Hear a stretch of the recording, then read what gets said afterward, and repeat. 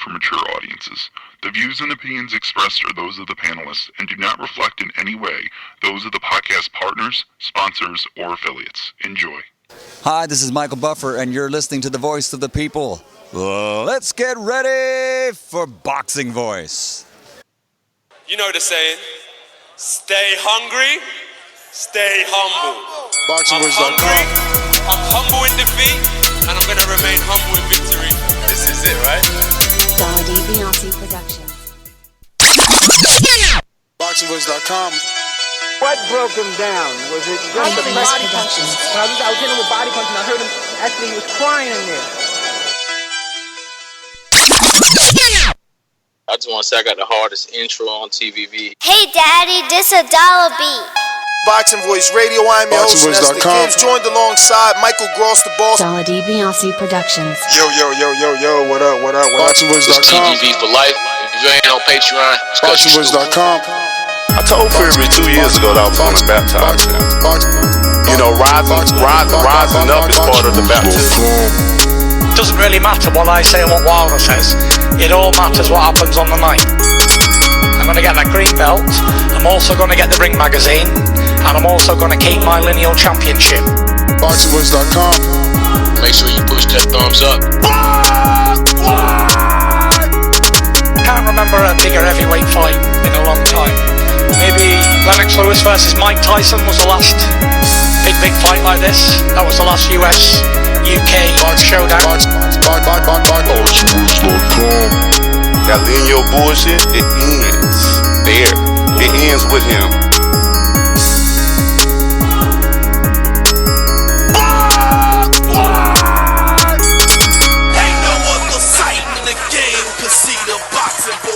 Good morning, TBV. Welcome back, ladies and gentlemen, to another jam-packed morning edition. We will be having two guests on the show, and we are talking heavyweight boxing. It is fight month. Wilder, Fury, the rematch. Repeat?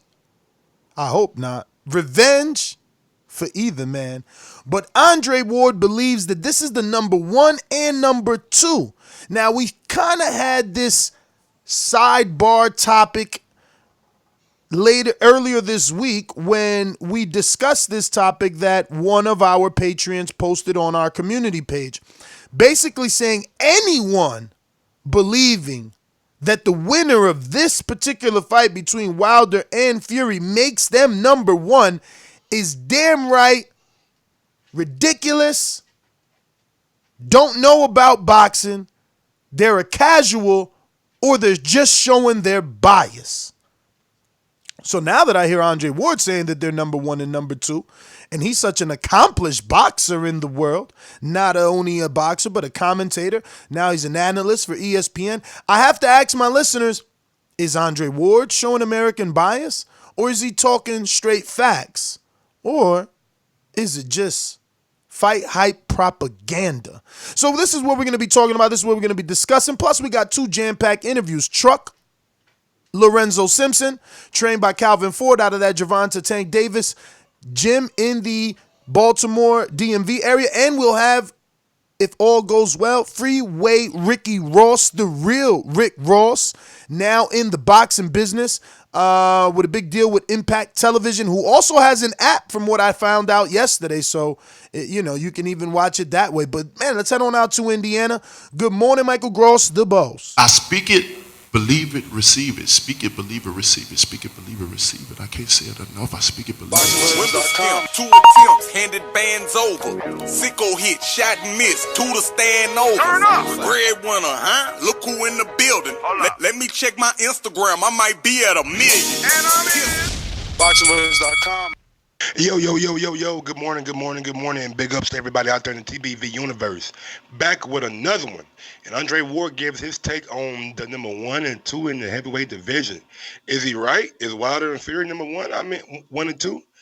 I would have to say, I think after we seen AJ lose in the dramatic fashion that he lost to a guy that's was a 20-1 underdog. And I know AJ came back and won because I picked him in the rematch. But that maybe does leave a little credence to say that Wilder and Fury are 1 and 2. You know what I'm saying? Do we think Wilder or Fury would have lost to Andy Ruiz? I mean, I know it's a hypothetical question, but it still remains. So I would have to say I agree with him, even though I still think that the AJ beats Fury. I always thought that, but that's just my personal opinion. But what's going on, y'all? What up, champ? So excited to have these two interviews and excited to talk about this Andre Ward, man. I wanted to keep the Unguarded episode as a separate episode that we will do later in the week, if not later today. We have a very jam-packed day. I'll just reiterate today's guests in case you haven't been tuned in to TBV and living under a rock for some foolish reason. Freeway Rick, Gary Russell, 7 p.m. Sugar Hill, Javon, a.k.a. Emmanuel Stewart's nephew, a.k.a. the trainer of Tyson Fury, 7:30. Elvis Rodriguez, trained by Freddie Roach, up-and-coming Dominican prospect, 5-0, 5 KO. Anyone is above AJ when he got all the belts and has the better resume. That's just, in my opinion. I think that maybe not one guy is greater than Luis Ortiz. Maybe not one guy is greater than Deontay Wilder for Fury, right? For Fury, he has Wilder on his resume and Vlad and Chisora and even Christian Hammer. For Wilder, you know, he's got Luis Ortiz and Fury and then the Washingtons, the Brazils, and things like that. But AJ, you know, he's got Vlad, Joseph Parker, he's got Povetkin, and then he's got Dillian White. So I don't know how could we take him out of that top 1 and 2 spot. Now I get it. He took a loss, but if you write that wrong, I mean, the guy that beat you, you beat him, so you corrected everything. You balanced the order, did you not? Like, you were champion, you lost it, now you're champion again.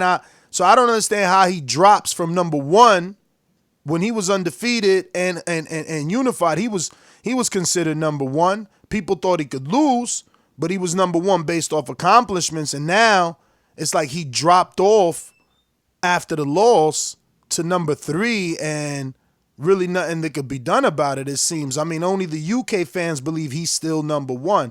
But am I missing something? Am I wrong to believe he's still number 1 because he corrected the wrong and has all the belts?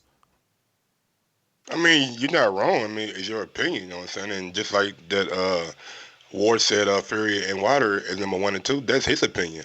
My opinion is, I think after you lose in the fashion that AJ did, even though I was pulling for him in the rematch, I mean, you get bumped down a little bit, you know what I'm saying? It's not to say that he's not accomplished, that he doesn't have a great resume, that he's not a great champion. He's just not 1 or 2 in the division right now.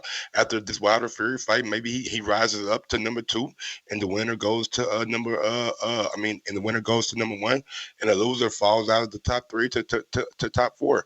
All I'm saying is, man, I like AJ, you know what I'm saying, but I just hope that that loss, you know what I'm saying, I hold him to a standard, you know what I'm saying? I thought he was going to go in and batter Ruiz the first fight. And I mean, truth be told, he was doing his thing until he got caught with that looping punch, you know what I'm saying, that caught him on the temple.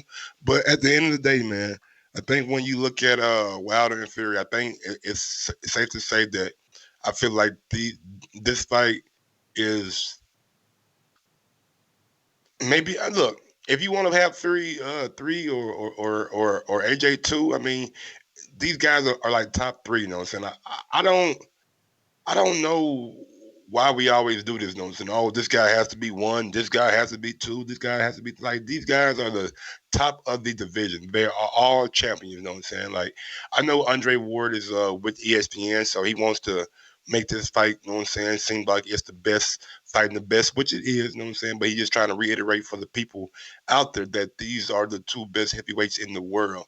And right now, I mean, it'd be hard to dispute that, you know what I'm saying? We seen AJ go out there, box 12 rounds against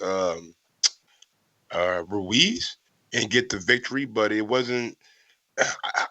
I know it was dominant. You know what I'm saying? He was working out the jab, keeping Andy Ruiz at bay. I just wanted to see him get Andy up out of there. You know what I'm saying?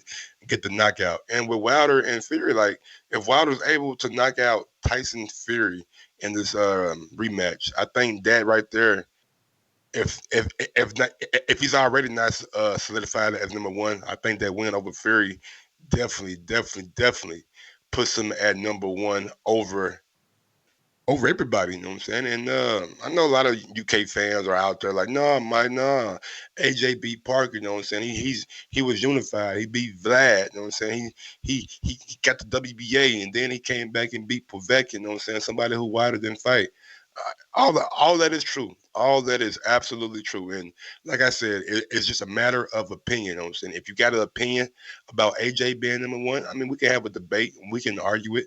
But at the end of the day, you know what I'm saying, that's your opinion. We really have no like legitimate measurement to tell who's number one or who's number two. I know the belts may mean a little bit more to people than that one belt does, but I think the performances by Deontay Wilder means a lot, you know what I'm saying? Like the things that he do in the ring, I think it just makes a case for itself to be number one. Man, it's difficult for me. You know, people have been listening to me for years, and you know, resume is what moves you in the rankings, the people you fight and defeat. And to me, AJ's been fighting the top guys.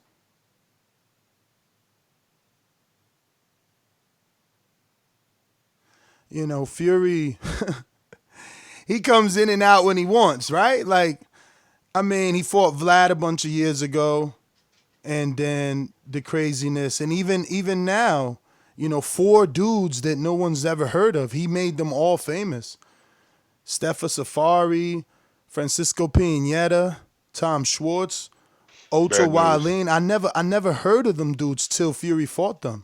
I never knew them dudes ever in my life. Got bad news, man. No Freeway? No, it ain't Freeway. He ain't got back to me yet. It's Lorenzo. Oh, he hit us up? Yeah, he said that he under the weather, man. He can barely talk. No problem, man. No problem. We'll get him back. So, Truck, man, get well soon, big dog. Hopefully, you know what I'm saying, you feel better, you know what I'm saying, and we'll definitely reschedule, you know what I'm saying. Get well soon, my brother. But, yeah, man, look, man, it's really a matter of opinion. I know based on the fights that we seen Fury fight last year, we really wanted, I mean, if we go by that logic, I wouldn't say that he's number 2 because he didn't fight the level. I mean, but, again, Andy came out of nowhere and like just made himself to be on that level. You know what I'm saying? Yeah, but he won. You gotta win. You gotta win to get on the level. And that's what I'm saying. He beat someone who was number 1. And that's why we put him there. But like AJ corrected the wrong. Like if you beat the guy that beat you, how do you still drop? But you ain't. I'm just saying, look, I was number 1. Look. Let's do it real simple. I'm number 1. You number 10. We fight. You beat me. You're number 1. I'm whatever they put me at. Wait, what do you mean? Oh, so all these years people been saying, beat the man that is the man and you the man? Andy was never number 1. He was I don't never? care what nobody say. Andy was never the number 1 heavyweight in the world. I'm sorry. Okay, but that's what I'm saying. If I'm the Lakers and you the Bulls, okay, and I beat you in the championships, am I not number 1?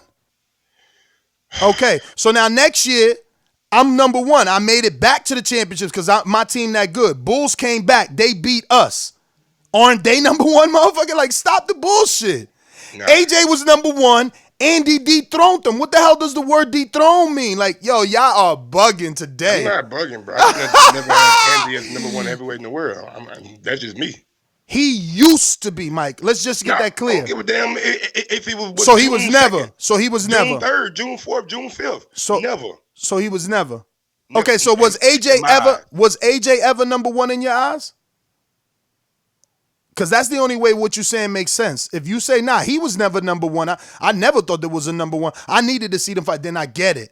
But if you telling me at one point in time you thought AJ was number one and Andy dethrones him, how the fuck is he not number one, champ? At least for that little bit of time. At least for that little bit of time. Yeah, I don't know. I honestly, you know what I'm saying? I always thought AJ was number one when he had that mystique about him, but that mystique was taken away. All right, let's change this up. Who's number one at welterweight at the moment? Is it Crawford? Is it Earl? Or do they got to fight? They got to fight. So there's no number one right now. I mean, if you want to say Earl unified, okay. then so there is a number one. So there is a number one. No, not in my opinion. Those two guys got to fight. Like Andre Ward said, I don't know, real quick. Like Andre Ward said, you can't be out here calling your fucking self number one when there's another dude in your division who's just as bad as you. He's just as bad, but who's done more? How the fuck you calling yourself number one and I'm the one cleaning out the division? Who done more in what? The sport of boxing or in the division? In the division. We talking about number one in the division. We ain't talking about number one in the sport. Hey, you trying to change the argument so you can win. I'm not changing the argument, bro. We talking about These division. Guys got to fight. We talking about division. They heavyweights or they welterweights? Are they number one at that division? Mike, you're not making sense, champ. You're not. They gotta fight, bro. So that's my opinion. My opinion don't make sense to you. So Monster's not number one. So the Monster's not number one. Who? The Monster, Inoue. Every division has a clear number one. Every division. Like that, you can't just sit out here and say guys number one. So Josh Teller's not number one. So Josh Teller's not number one, or you think Ramirez is number one? Even though everybody Ramirez got a shot to. So even though ain't got no chance of being. I ain't say. Listen, that's not what I said. Listen to what I'm saying. They got to fight. There's no clear cut number one. Who is number one? Stop dancing. No clear cut number one at 140. Crazy as hell. Josh Teller beat the man. Josh Teller beat the man. Who was the man? Regis Prograis. No, he wasn't. Man, get the fuck out of here. Jose Ramirez was unified before Regis even had that fight. And he ain't beat nobody like Regis. He ain't beat nobody like Regis. He fought Mike Reed to become champion or some shit like that. The fight before. Stop it. He had the top rank route. Now Regis had the hard route, like you said. You interviewed him. 12 fights, no pay. Bro, he was the man. We gotta see exactly. Ramirez fight Josh Taylor. They'll let him know who number one is.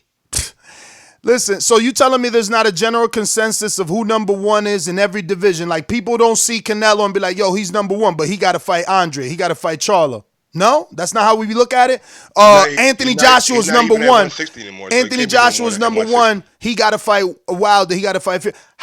All right, whatever. It's all good. Look, I'm not going to go back and forth. It's obviously going to be other people to call in and give their opinion on it. If that's truly how you feel, I can't. It's nothing. I'm not going to argue with you. Like, I always see a number one in the division. You know what I mean?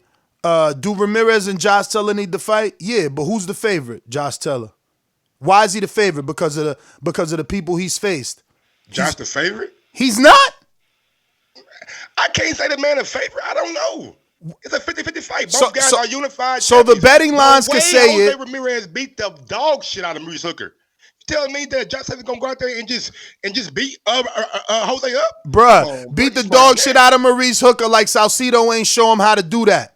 Like Hooker ain't been showing us he could get punched up. Did any of those guys stop Maurice? Bruh, listen. Stopped Maurice. You go with eye test, and you gonna tell me your eye test ain't. I'm going with eye test when I see Mike, let me finish my sentence so you get what. My nigga, but you're not getting what I'm saying. You're not hearing what I'm saying. You jumped on a word. What is it you saying? Because you cutting me off. You jumped on one word. You talking about cutting off, bro? I can't get a fucking word out. So go ahead. If you saying I'm cutting you off, let me know. I'm done, bro. You right. You right. Josh Taylor, he's number one.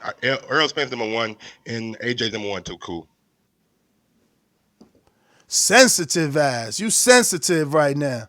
You mad right now because you ain't got no fucking defense for that bullshit ass statement. Got And you defense. trying to So guys do gotta that. fight He and trying to have do that defense. because he's biased. And I Nigga brought want up the big welterweight shots, division, and and everybody Cool, knows go ahead, that Crawford is not number one. Everybody knows that Wilder and Fury haven't accomplished what AJ's accomplished. It's what you done in the division, not what you done in your career. We're talking about number one in the division. Never said anything about careers. That you asked me the question. Wait, what are you talking about? What they done in the what they done in the division or what they done in their career? Motherfucker, don't ask that dumbass question. You know we talking about 147. You know we talking about fucking heavyweight. Ain't nobody fucking talking about what they did in their whole fucking life. You trying to draw out the argument because you know you wrong. Don't matter to me, nigga. I know it don't. It don't gotta matter to you. It don't gotta matter to you.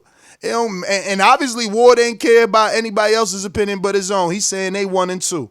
Exactly. And Mike don't care about nobody else's opinion but his own. That's good. But at least you should have some sort of, guidelines, some sort of barometer for people to understand. Barometer for people to understand how you got to that point. That's all. It is a podcast. I just been telling your ass that they gotta fight. How do I not get to a point without you knowing? I said these guys gotta fight. Jose Ramirez, Earl and Terrence, Wilder and Joshua. They gotta fight. Can't just be a number one and one is another champion in your division. Fuck out of here. So what they accomplished doesn't matter. I just want you to tell me, yes, it don't matter. They still need to fight. It don't matter what you do, you gotta fight. And there's another champion in your division, and you calling yourself the man, you got to go slay that other champion. That's my opinion. So, if there's 4 major belts and 4 champions, and one guy fights 2 out of the 4 champions and defeats them, we still need to see who's number 1, huh? Exactly. Take that call, man. This dude's out of control. Let's go out to the callers, man. He woke up on the wrong side of the bed today. We all know that. We can hear it. It is what it is. You can't be fucking number 1 without doing something. So what you do in that division is where the media and the fans are gonna put you. That's how you get there. Not what you've done in your career, what you're doing in the division. Andre Ward's statement is, you are the number 1 and number 2. Why are you taking this fight? We don't see guys doing. You are the number 1 and number 2.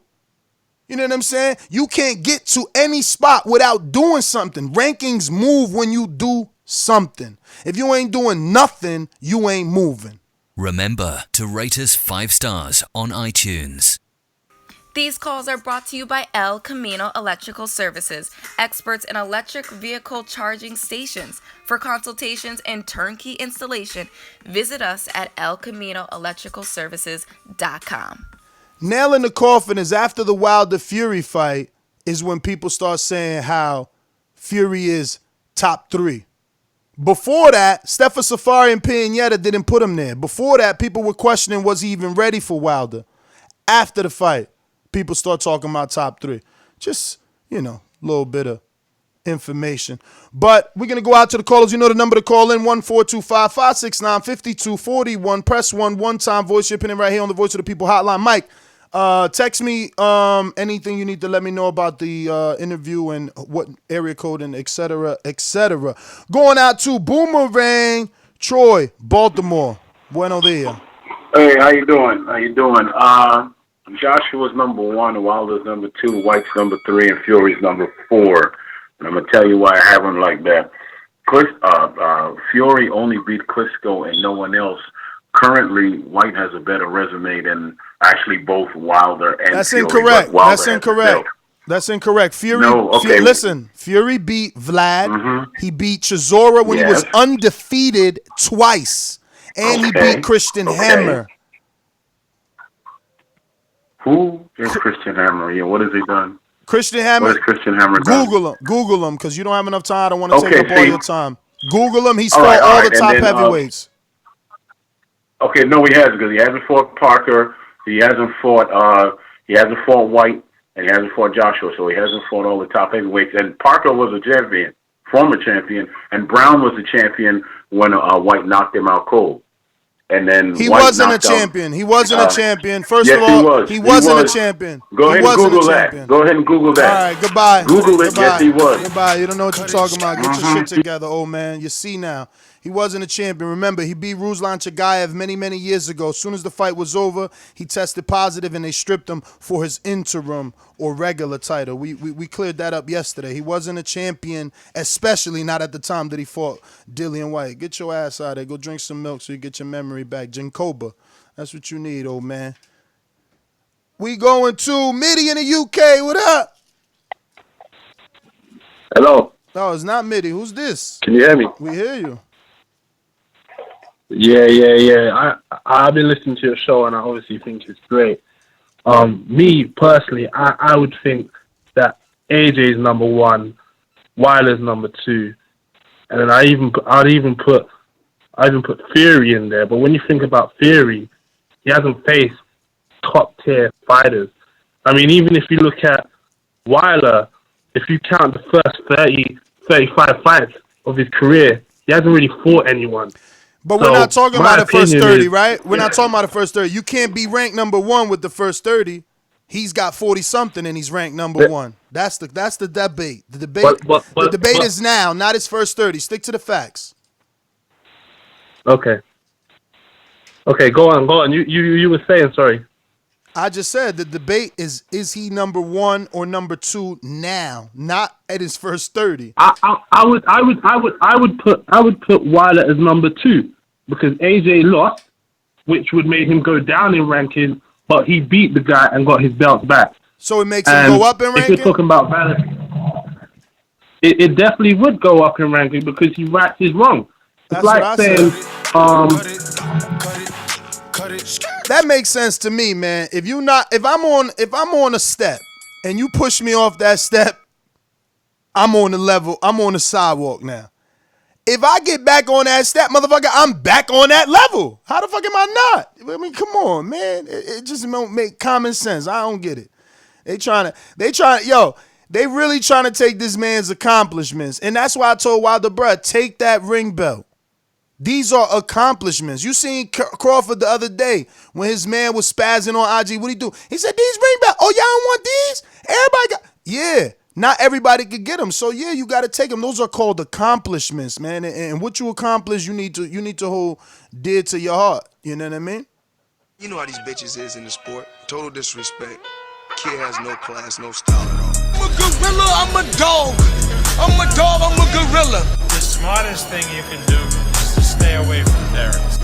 You can't be the boogeyman if I'm chasing him. You want to bet? You bet 100,000 on that. Let's bet $1 million. Easy. Let's bet $1 million.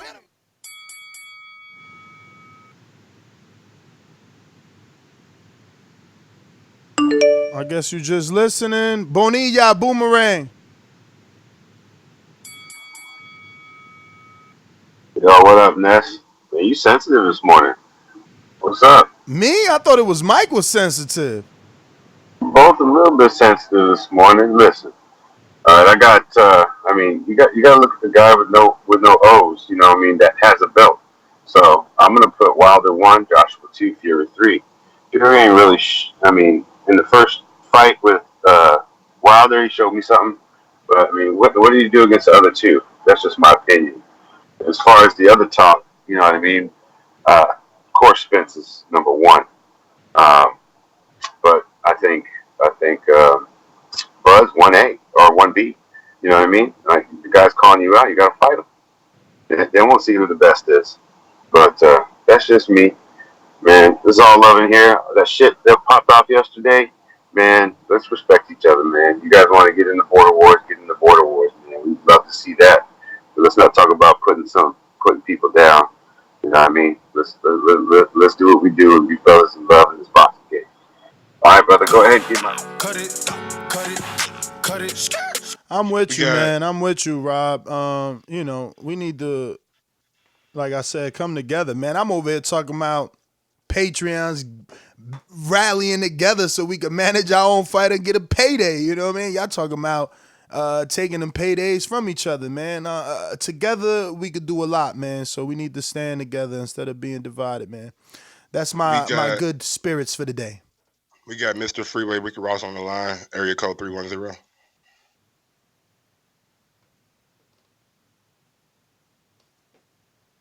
Good morning, Mr. Freeway Ricky Ross. Do we have you here? 310, you said, right, Mike?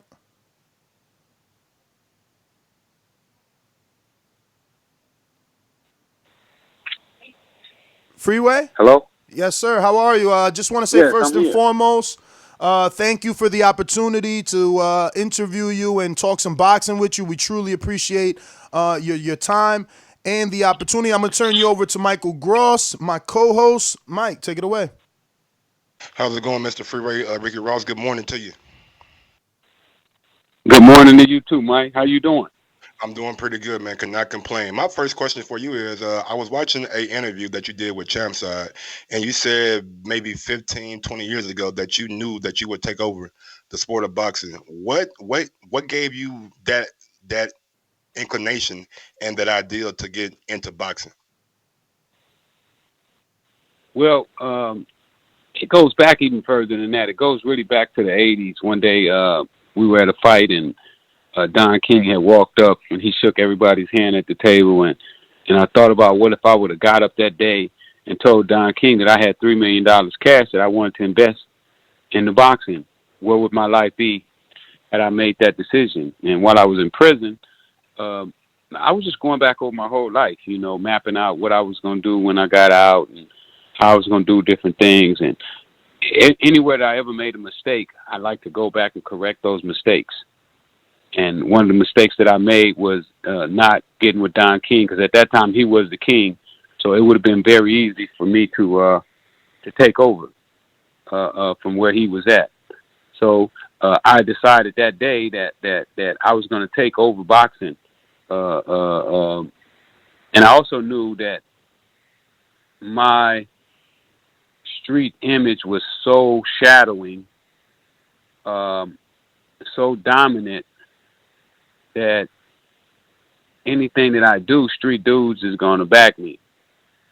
And if you can run the streets, you can get the street people behind you, then you got anything. Because without the street people, there's nobody to watch the fighters. Without the people on the streets, that nobody buy your shoes. They don't watch your commercials.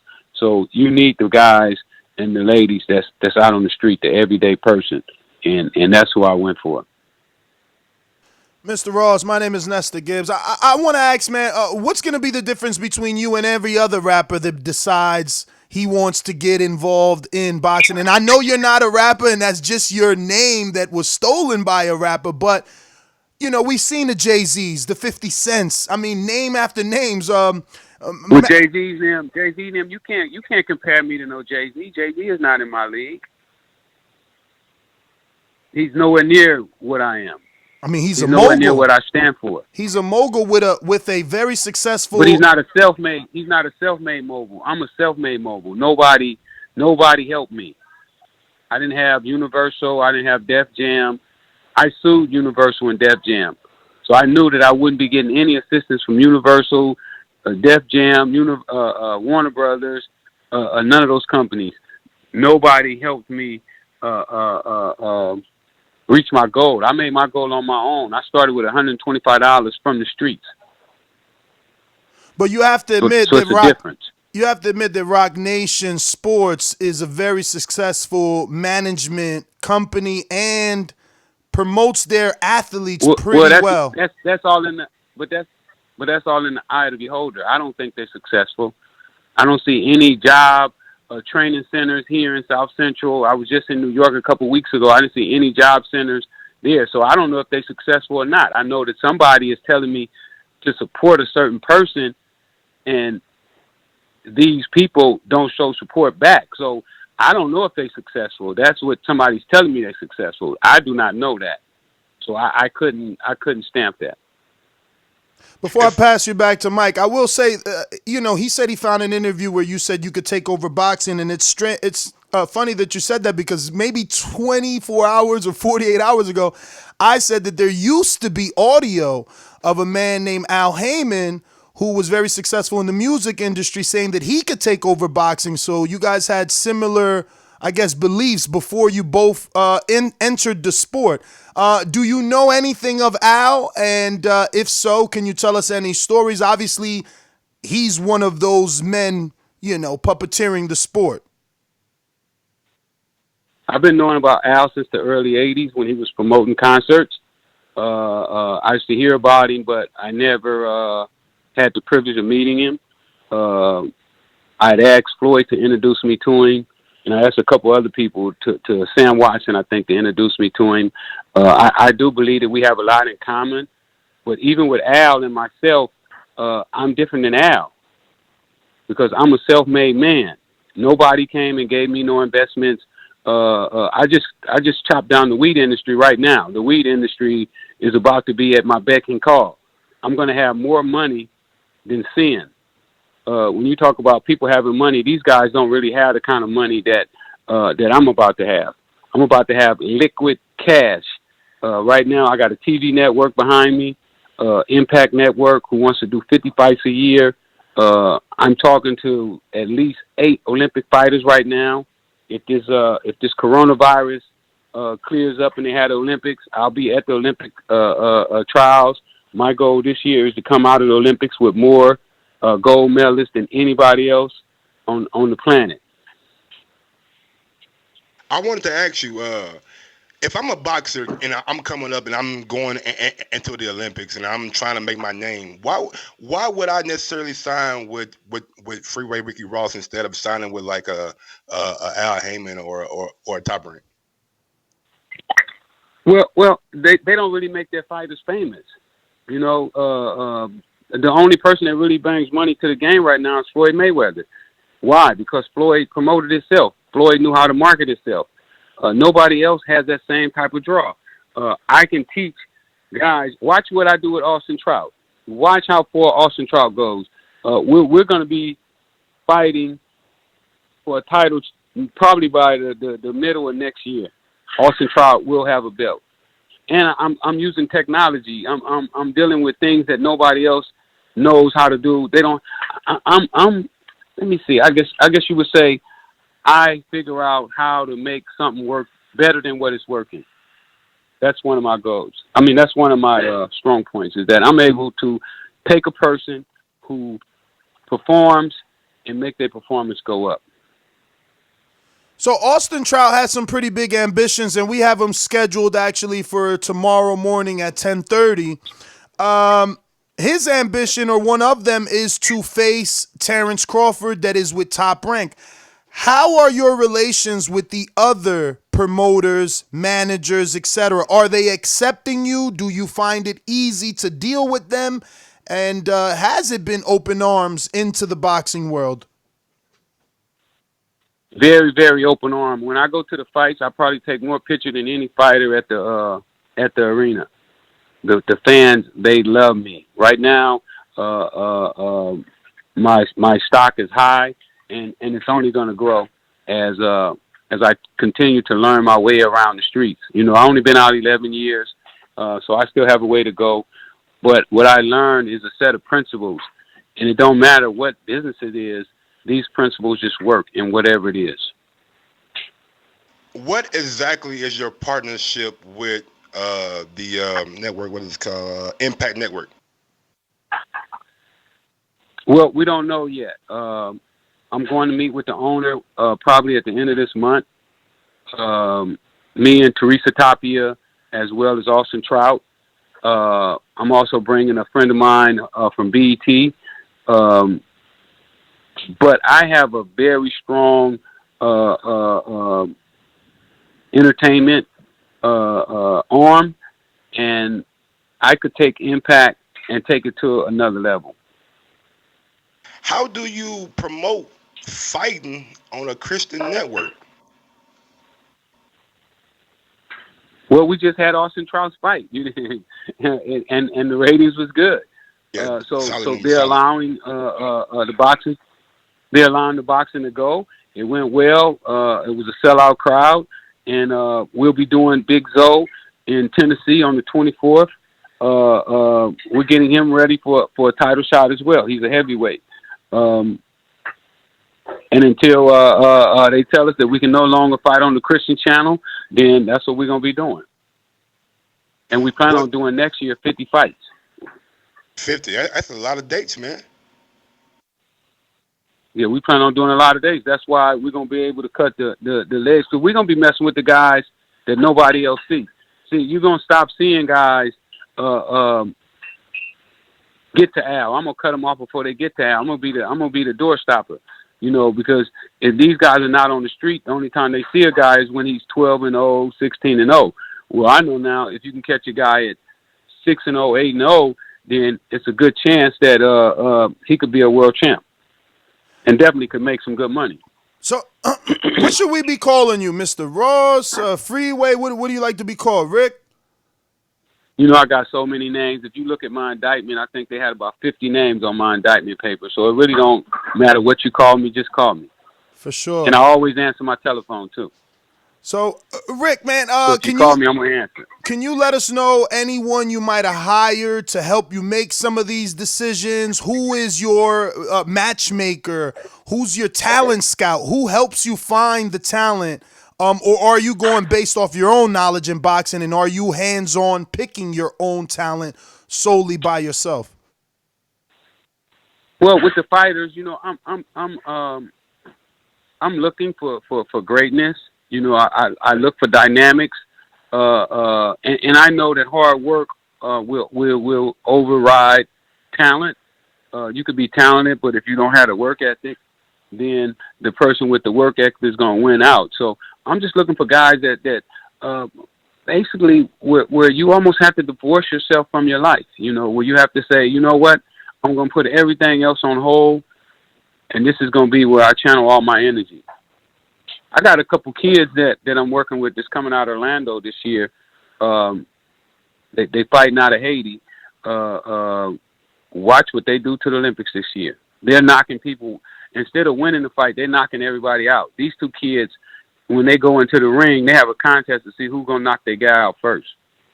Now, I know you're your own man. You got your own plan. But when Rock came into the game, they kind of swallowed a smaller outlet.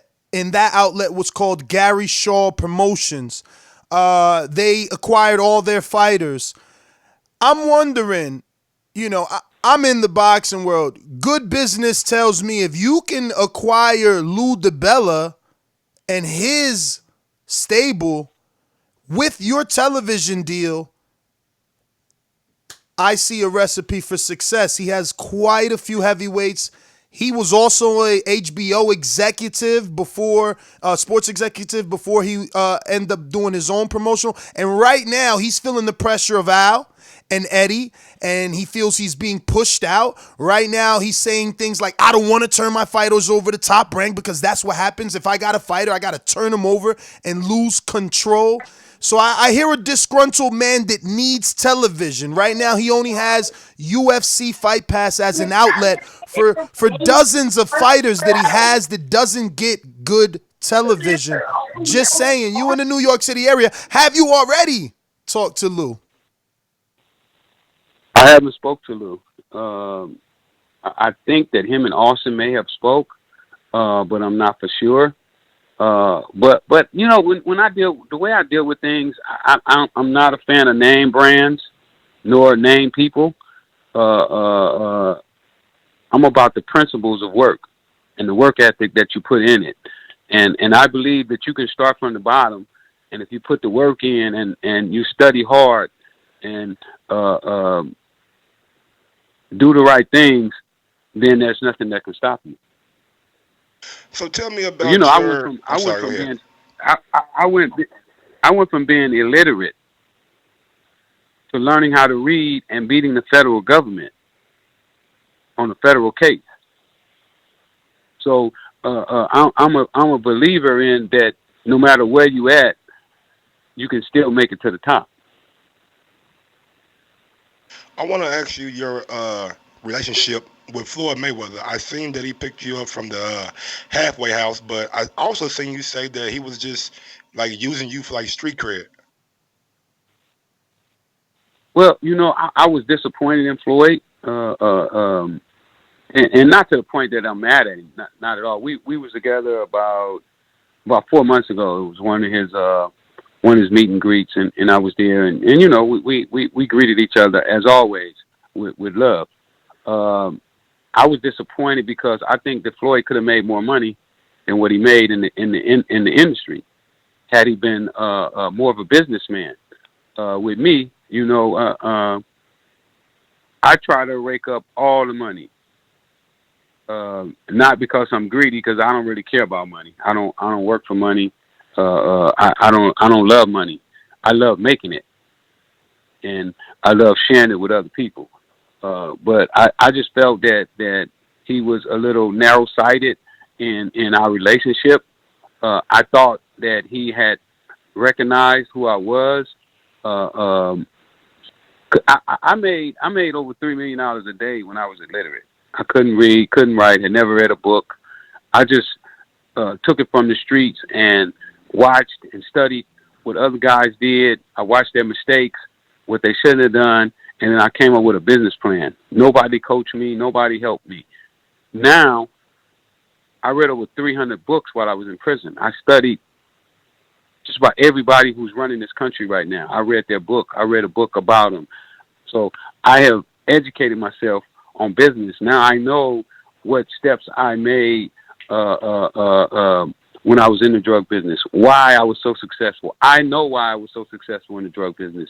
So all I had to do was take those same principles and apply them to all other businesses that I'm in. You know, the weed business, the clothing business, my motivational speaking, now boxing. It just works, and people can't see that, and they be afraid.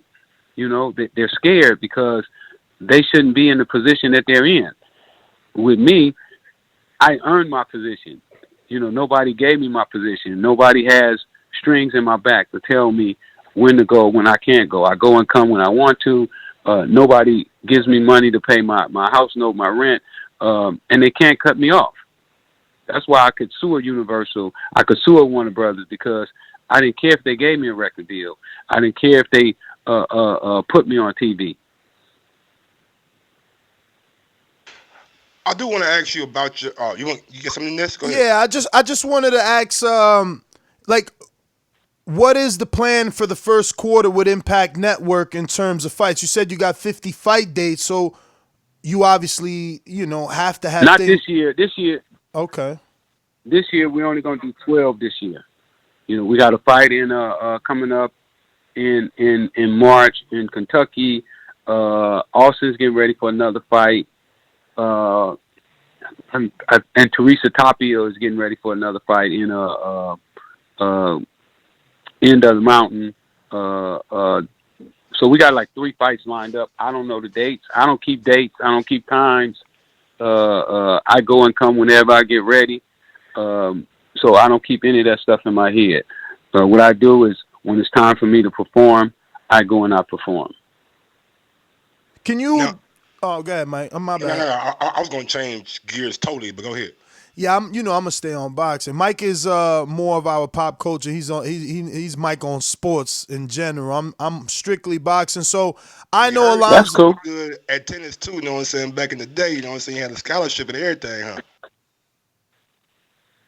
Yeah, I'm real good at tennis. Coaching now. I'm a good coach. I'm a better coach than I was a player. Because I know the lessons that I learned from not making it in pro in tennis. You know, when I was coming up, I blamed not having the money and not having the coaching was the reason that I didn't make it. But now, as an adult who was a more critical thinker, I know that there was other things that I could have done that would have enabled me to make it, even with those handicaps that I had. So my question is, you know, I've been in boxing long enough to see the Friday night fights, you know, Showbox, Boxing After Dark. What was that network Top Rank had for like a year? I can't remember, but BN Sports, all these places, but they all have different budgets. On Impact Network post-fight interviews, Alonzo Butler called out Dillian White, Austin Trout, repeatedly said Terrence Crawford. My question is the network ready to invest in bringing a fight to that network like a Terrence Crawford versus Austin Trout, which would mean a lot of political tape? You know, Terrence is a franchise fighter on ESPN. It's going to take a lot of money to get him off that network. And Dillian White is a pay-per-view star. He's a pay-per-view star in the UK, so it's going to take him a lot to come over to America and fight Alonzo Butler that is only known for being Wilder's sparring partner. Well, why not let Austin go over to ESPN? Because he's a free agent. He can go wherever he wants to. He don't have to be tied to nobody. He's not tied to nobody. He can go and fight anybody he wants to, anytime he wants to. He don't have to call nobody and say, hey, can I take this fight? So it's not Austin the one that's going to be the hold up, because Impact Network don't have Austin on the contract. Well, they do have him on a 3-fight contract. But after that, Austin can go and fight anywhere he wants to. And I don't believe that the contract would prohibit him from going and fighting on the ESPN. Well, my question was reversed. Because my question is the budget strong enough on Impact to bring some of those big names to fight Austin on Impact? Can he get a Danny Garcia on Impact? Is a Trout versus Crawford available on Impact? I can raise the money. Today I got a deal that's pending today that's like the guy that I'm doing the deal with makes like $30 million every 2 months. So if the deal came up, I could put that deal together. I could raise the money. I have about 3 friends that's billionaires. So if I came to them with the right package, I could raise the money to put that fight together on Impact or on any other network that's out there. Eventually, I want to have my own app where I do my own fights eventually, unless an Impact gives me, a cut of the channel, which is what I'm after. So what are your end goals with boxing? Because you seem to have a lot of ventures, 2 that I love, right? I only watch, literally. I'm the first guy you've ever met that doesn't watch any other sports, never been to a Grand Slam, Super Bowl, none of that mumbo jumbo. It's only boxing for me. And now you're in the weed business. I mean, you're like my long lost brother, because boxing and weed are the 2 things I love. But which one is your love? I'm boxing first, and I want to see it flourish and grow. So is Rick Ross coming in to help that? And how are you going to do that? Well, I definitely come in to help, and it's not. I don't love weed no better than I love my clothing line. I don't love it no more than I love boxing. To me, it's just a business. It's just something to do, almost like a hobby. I'm going into it for a hobby. I see a lot of ills that from the diets. I don't like the way these guys have to starve themselves for days. I know one guy, he went 2 weeks and all he ate was an apple. I mean, that's torture. How can you have an athlete performing at their best when for 2 weeks they don't even nourish themselves? So it's a lot of things that I see in the game that I don't like, and I'll be going in to change. I'll be trying to put my own rules in, and it's going to be amazing. Now, I know you said that you don't love weed, but I do gotta think that you gotta have like some kind of passion for it, because I see you in Chicago helping out people that are in the minority community get first dibs on the legal selling of marijuana in Chicago, and you've been doing it like in California too. So just talk to me about that and what got you started into doing that. Well, it's not the weed that I love; it's the people that I love. I believe that the people should have an opportunity to participate. This business is going to be bigger than tobacco, alcohol put together, and I believe that the people of color should have an opportunity to participate in this business. And not only did I go to Chicago, I've been to Detroit, I've been to Kansas City, I've been to Pittsburgh, Philadelphia, New Jersey, Florida. I just left New Orleans the other day. I'm going around the country telling people why they should get involved, why they should learn the business, and why it's important for minorities, people of color, to participate in this business, because this business will give us the cash flow that we need to do the things that some of us want to do. All right, Mr. Ross, if you got some more time, we got a few questions from the people. They knew we were going to have you on the program, so we gave them an opportunity to ask you All right, a let's question. do it. Perfect. We got Caesar in Vegas who says, what did you think when you first heard a rapper using your name? I thought that he loved me. Okay. We got the next one is from Decatur, Georgia, I believe. Liz Low. Yes, Decatur, Georgia. Liz Low says, do you have your own strain coming out? If so, what are the parents to the strain? So the lineage of it. I do have my own strains. I have a couple strains right now. But I plan on having a long list of strains, as well as a long list of growers. I'm going to partner with the best growers in California, which could be considered the best growers in the world. So I will be having the best marijuana that people have ever seen. That's my goal. Are you and Mike Tyson gonna be doing any business? I seen you on Hot Boxing with Mike Tyson. I was just asking since Mike got that ranch up there. Absolutely, I love Mike. Mike is hilarious, man. That dude is, he's just a good dude. I love Mike, and we plan on doing a bunch of things together, including a podcast. It's just a matter of when our schedules allow us to sit down and start putting it together. But yeah, me and Mike are definitely gonna do some things together, and any other dude that's out there that they want to get down and do business the right way. I'm open to work with just about anybody. Who you think punches harder, Mike Tyson or Deontay Wilder? Mike Tyson. Have you met Deontay Wilder? You know, Mike Tyson. Not up close. Just from a distance. You know, I've seen fighting, but no, I haven't met him yet. I look forward to it. If I had a time, I plan on going to his fight this time. I went to the last fight that he had. I went with Floyd Sr. But, you know, also one of my other advantages is that I'm messing with one of the best brain surgeons in the world.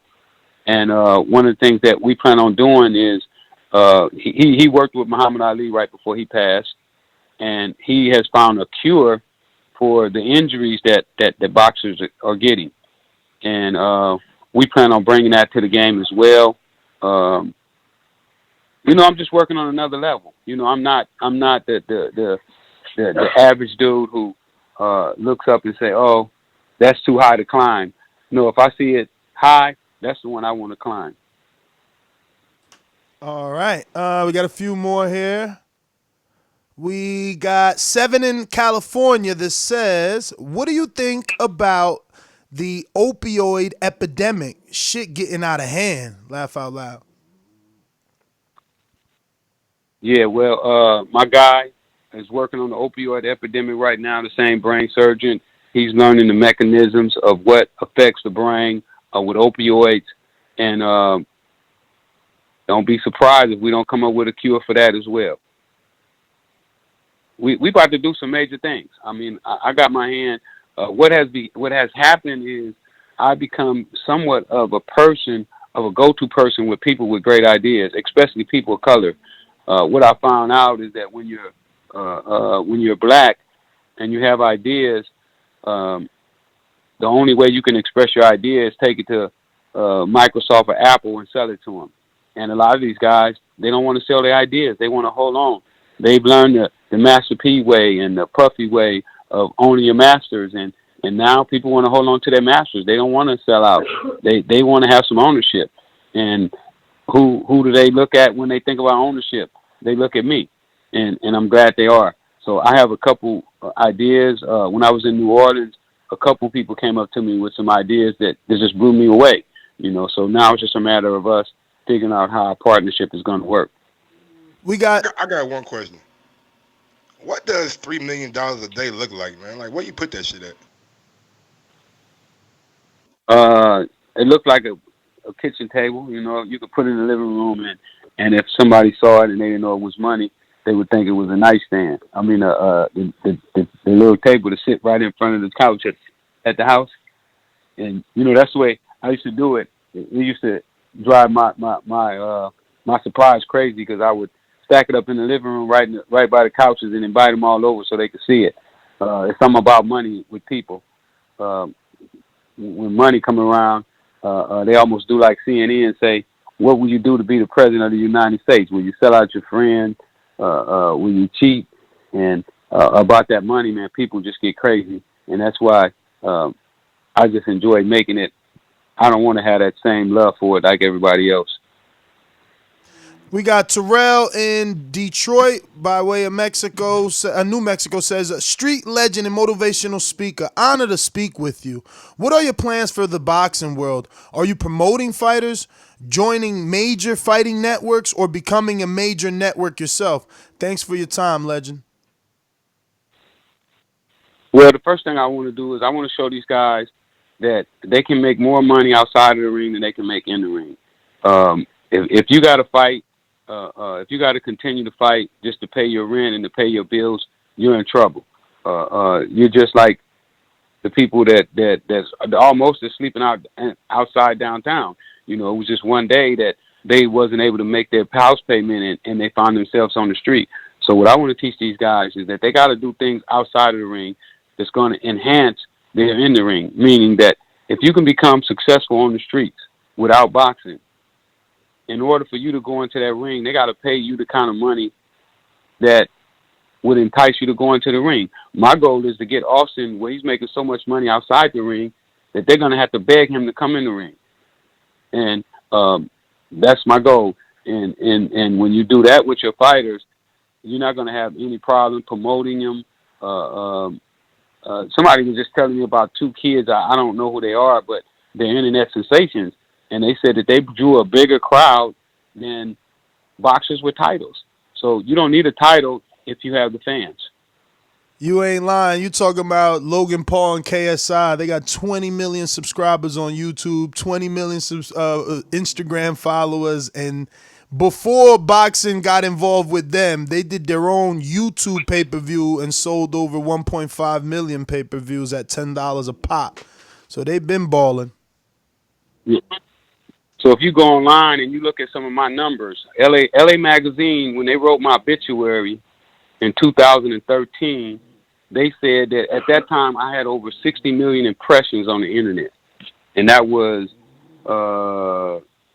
what's that, 7 years ago. So now imagine my impressions. And that was when Vlad TV was only, when first time I went on Vlad, he said he had 400,000 viewers. The last time I went on there, he told me he had 4 million. So I see how I drive the numbers. You know, my documentary was on Netflix for a year and a half. I had the #1 documentary on Netflix for 1 year and a half. I probably have the all-time record for Netflix, but they won't give me the credit. Right now, I have the #1 TV show on TV that I don't get the credit for. But that's my story. When you watch Snowfall, you're watching big pieces of my story. So I already know that the people want to hear from me. They want to know what I'm doing. They see me making moves, and they appreciate it. Speaking of impressions and numbers don't lie. Are you going to be releasing Impact Television boxing numbers? Because, you know, that's like a thing. They already did. They did 275 first for the Trout fight, and which is like that's pretty good. That's damn good. I'm trying to tell you. That's damn good. 275 to Jamal Charlo did 270 on Showtime. That's what I'm saying. That's damn good. Who gave you the numbers though, man? And I haven't even promoted Impact yet, really. Once I go to work and do the stuff that I do, me and the owner are going to be meeting, like I said, probably the end of this month. And I've been kind of holding back a little bit.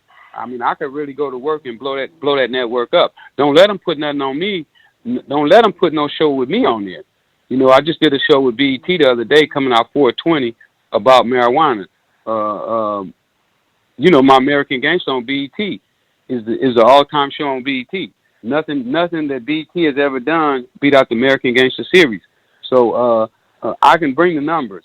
It's just a matter of how are they going to compensate me, because I'm tired of people taking my property, because those are my intellectual properties, even though the courts may not agree and the executives may not agree, but those are my intellectual properties that have been taken from me and used by so many different people. But at the end of the day, if Impact and I come to some type of terms, I'll definitely be doing some type of show on there, either a workout show or my street bosses, because I have about 4 or 5 shows. I have a marijuana show that I'm working on right now. But definitely, if we get the numbers get right, Mr. Ross, but isn't I'm going to take Impact Impact Network to another level. Isn't Impact a Christian network? How you gonna put marijuana on there? You don't have to. Christians use marijuana.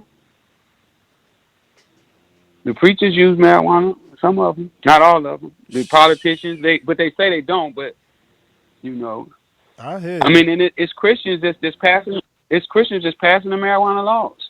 I mean, marijuana now is just like another vitamin or supplement. Yeah. Better than alcohol. More people die from alcohol than has ever died off marijuana than will ever die off marijuana. So it's something that, you know, at the end of the day, the owners of the network are going to have to make some decisions which way they want to go with the network and how far they're going to be committed. But, you know, if it's not Impact Network, I'm going to go to another network. I'm going to find a home. So I was just about to ask, it doesn't sound like the deal with Impact is set in stone yet. It seems like you're still negotiating and expecting certain things to go the way you want them before you fully commit. Because you said you haven't even promoted unless... Absolutely. Okay, so when do you... Absolutely. Right now, the only things I've been doing for Impact, and the reason I've been doing it for Impact is because of my love for Austin Trout. Trout had invited me out when he fought Canelo. He had brought me down. I just gotten out of prison. Wasn't really ready to get my feet wet in the boxing game, but he was kind enough to bring me down to San Antonio and gave me a fee for coming down. I wasn't able to go to the fight with him because I had an engagement to speak at a college in Chicago, who was also paying me. And, you know, once I take a deposit, I always fulfill my obligation. But from that, Trout won a spot in my heart that he'll always have as long as he respects it.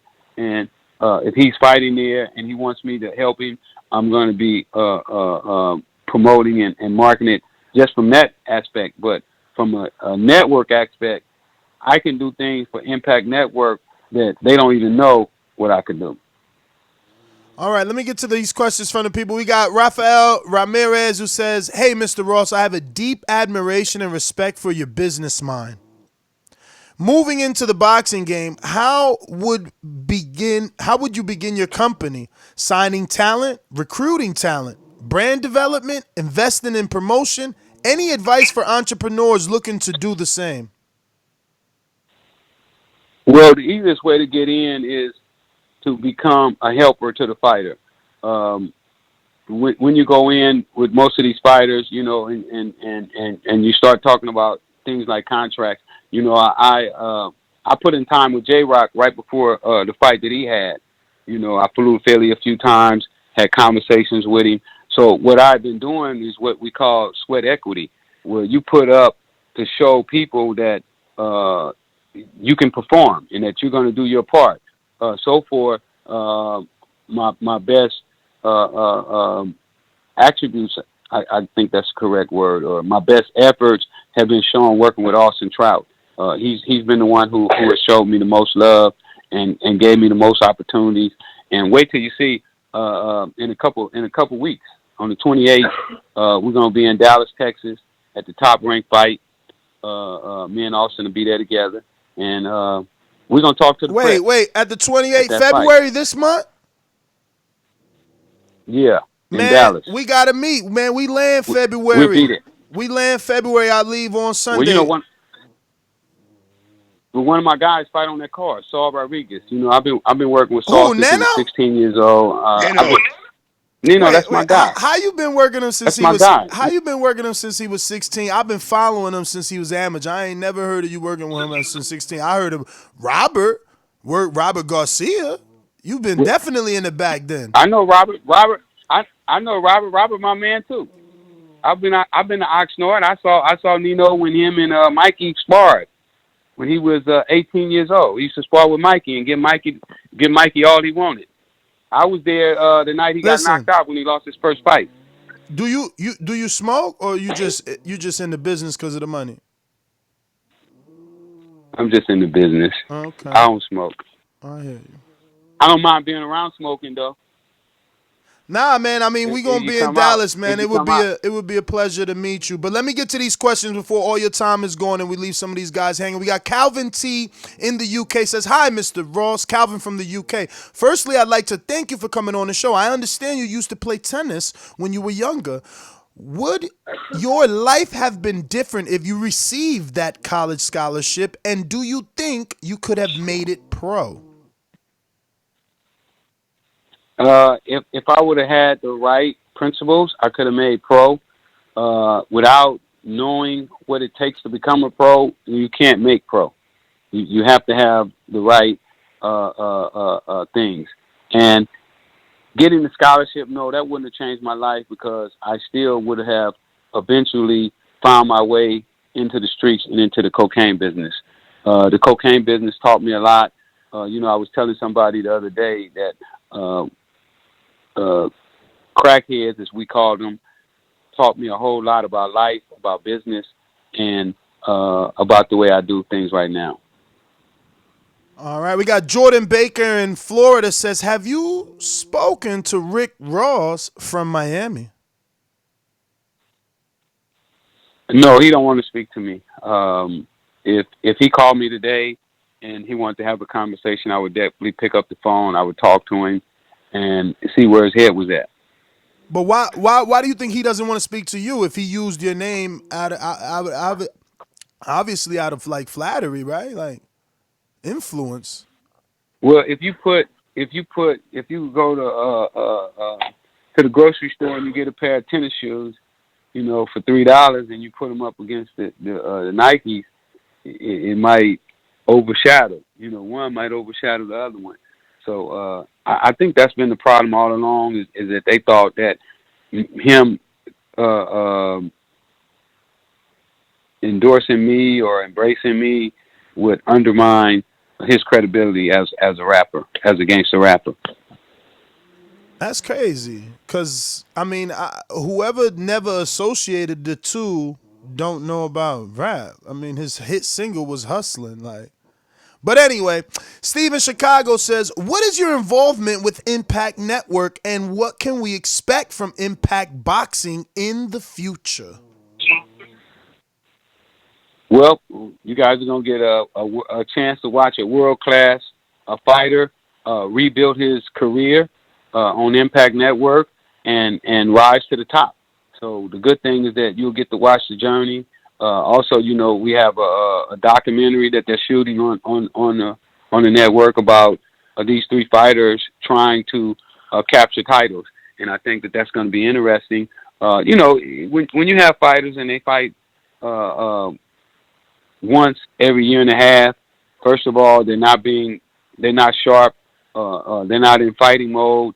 When Muhammad Ali and them used to fight, they used to fight 4 and 5 times a year. And they was fighting 15 rounds a fight. So, we have to, one of the things that Austin said to me is that his inactivity is what caused him a few of those fights that he lost. He felt that had he been active, that he would have been a much better fighter than he was after taking off for a year and a half. Now, let me just go back to something you said. Did you say that Austin has a 3-fight contract with Impact? I think that's what it is, yeah. Not totally, but I believe that's what it is. Okay, so legally speaking, there's no way that if you guys happen to be in Texas on Friday and have a good conversation with Bob, because I don't know how much you know of the boxing itself as in terms of all the drama. It's like a huge soap opera that we follow on a daily basis. But to bring you up to speed, Terrence Crawford doesn't have opponents, and the fact that Austin Trout is a name fighter, has defeated Miguel Cotto, it would be the biggest name on Terrence Crawford's resume. He's been vocal about wanting that fight, and I'm just wondering, would you advise, Austin to go straight into the Crawford fight, or would you rather see him have those other 2 fights on this 3-fight deal so that he could get some of the activity that you spoke of? Well, I would rather for him to take 2 or 3 more fights, and tune up a little bit more. He just dropped down to the 147, so that's a new weight for him. He came in at 154. So right off the bat, we're doing something that has never been done before. So I would encourage him to take, 2 more fights at least. But Austin is strong-willed and he's going to make his own decisions. And I'm not going to tell you that he wouldn't take the Terrence Crawford fight tomorrow if Terrence stepped up and said it. Austin hasn't turned down any fights. If I would have been advising Austin when he fought those other fights, including the Canelo fight, I would have handled those differently. But, Austin hasn't shied from anybody, and he's fought everybody. So I would advise him to do 2 more tune-ups. But, being around Austin, he's pretty strong-willed, and he really wants to fight Crawford or Earl Spence. So are you going to eventually have to have that meeting with Al? Because I know that Austin still is advised by Al. Like last time we interviewed him, which was days before his fight, he definitely said he still was Al. So if you're kind of like, will there be a forced meeting here, or you can do your thing and he can do his thing without having to meet? Well, what I know is there's no contract. I know these guys do have a lot of loyalty for Al, which I don't understand. How could you have loyalty for a guy you never meet? That's something that Austin is going to have to answer. At the end of the day, my job is to make Austin as popular as I can get him. Let me interrupt. And I do this a lot, but it always makes the interview juicy. So wait, are you implying that Austin has told you he never met Al Heyman, or are you just speaking in general? I'm just speaking in general. We don't really talk about Al. When you start talking about Al to those boxers, it's like you're talking about Jesus Christ. So, I try not to really mention Al's name around him, as least as possible, because I'm not afraid of Al. I'm not worried about Al blackballing me or nothing like that there. But a lot of these guys, when you start talking about Al, they get a little shaky. I notice every time one goes in the ring, I want to thank my guy, Al Heyman. Like, you never met Al. He don't take your phone calls. How do you know somebody? Bruh, but they're going to be saying that about you. They're going to be saying that about you if you get 50 dates next year. They're going they're going to know me because I'm going to be going to the same places, getting my hot dog, 2 or 3 times a week. I'm going to be walking down Crenshaw Boulevard and these streets in LA. I'm going to walk down Harlem Boulevard. Like Don King. Ross, I need you to game me here. I need you to game me because me and my co-host, we are hustlers. We work every day, 7 days a week. Why do I care if I know you as long as that check clear? Like, help me understand that. So, because I need the game. I need to be put up on game. Like right now, like we hustlers. So right now, somebody call us and they like, yo, we giving you what you want. Like, why do I care if I never met you as long as that check is real and I'm not going to jail for that check? It don't really matter. I mean, that's cool if that's what you after, just that check. But if you after dominance, which as a man you should be, after the dominance, then you should want more than just that check. You should want the respect. I don't think Al do for his fighters what he could do for them. Al could make his fighters a lot more popular, where they could make a lot more money, and I just don't see him doing that. And not that he have to. I heard Al got like 6 or 7 airplanes. So what do he care if his fighters become famous, or why do we care which one win? You know, I was talking to one of his fighters. Hold and on, because I've been doing this long enough that I've seen the Al Heyman era. So like, there wasn't popular $1 million black fighters before Al. Like Pernell wasn't making $1 million. Like we already checked that. Like before Al, the black fighters was making $1 million. Muhammad Ali made $1 million. Muhammad Ali made heavyweights. $1 million in the 80s. Heavyweights, Ross. Heavyweight. You gonna say Ali, you gonna say Tyson, you gonna say Evander, then you gonna run out of names. We talking about welterweights. We talking about bantamweights.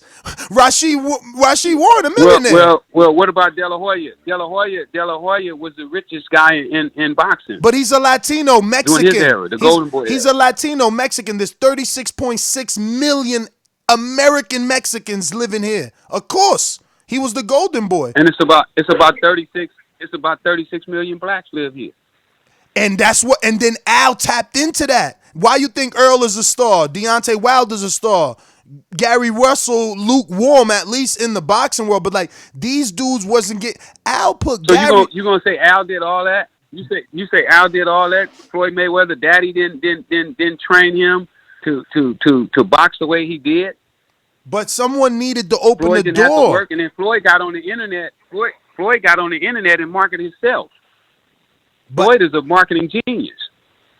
Ross, Al got Andre Berto $1 million to fight Freddie Hernandez on HBO. Believe me, he's done Gary Russell had an 8-rounder. But he got the money from HBO though. And that's what I'm saying. He didn't take the money out of his pocket. That's what I'm saying. It was the first black man to come out and represent other Latinos and African Americans and make them rich. They was B-sides until Al. Now, if you come in and do better, cool.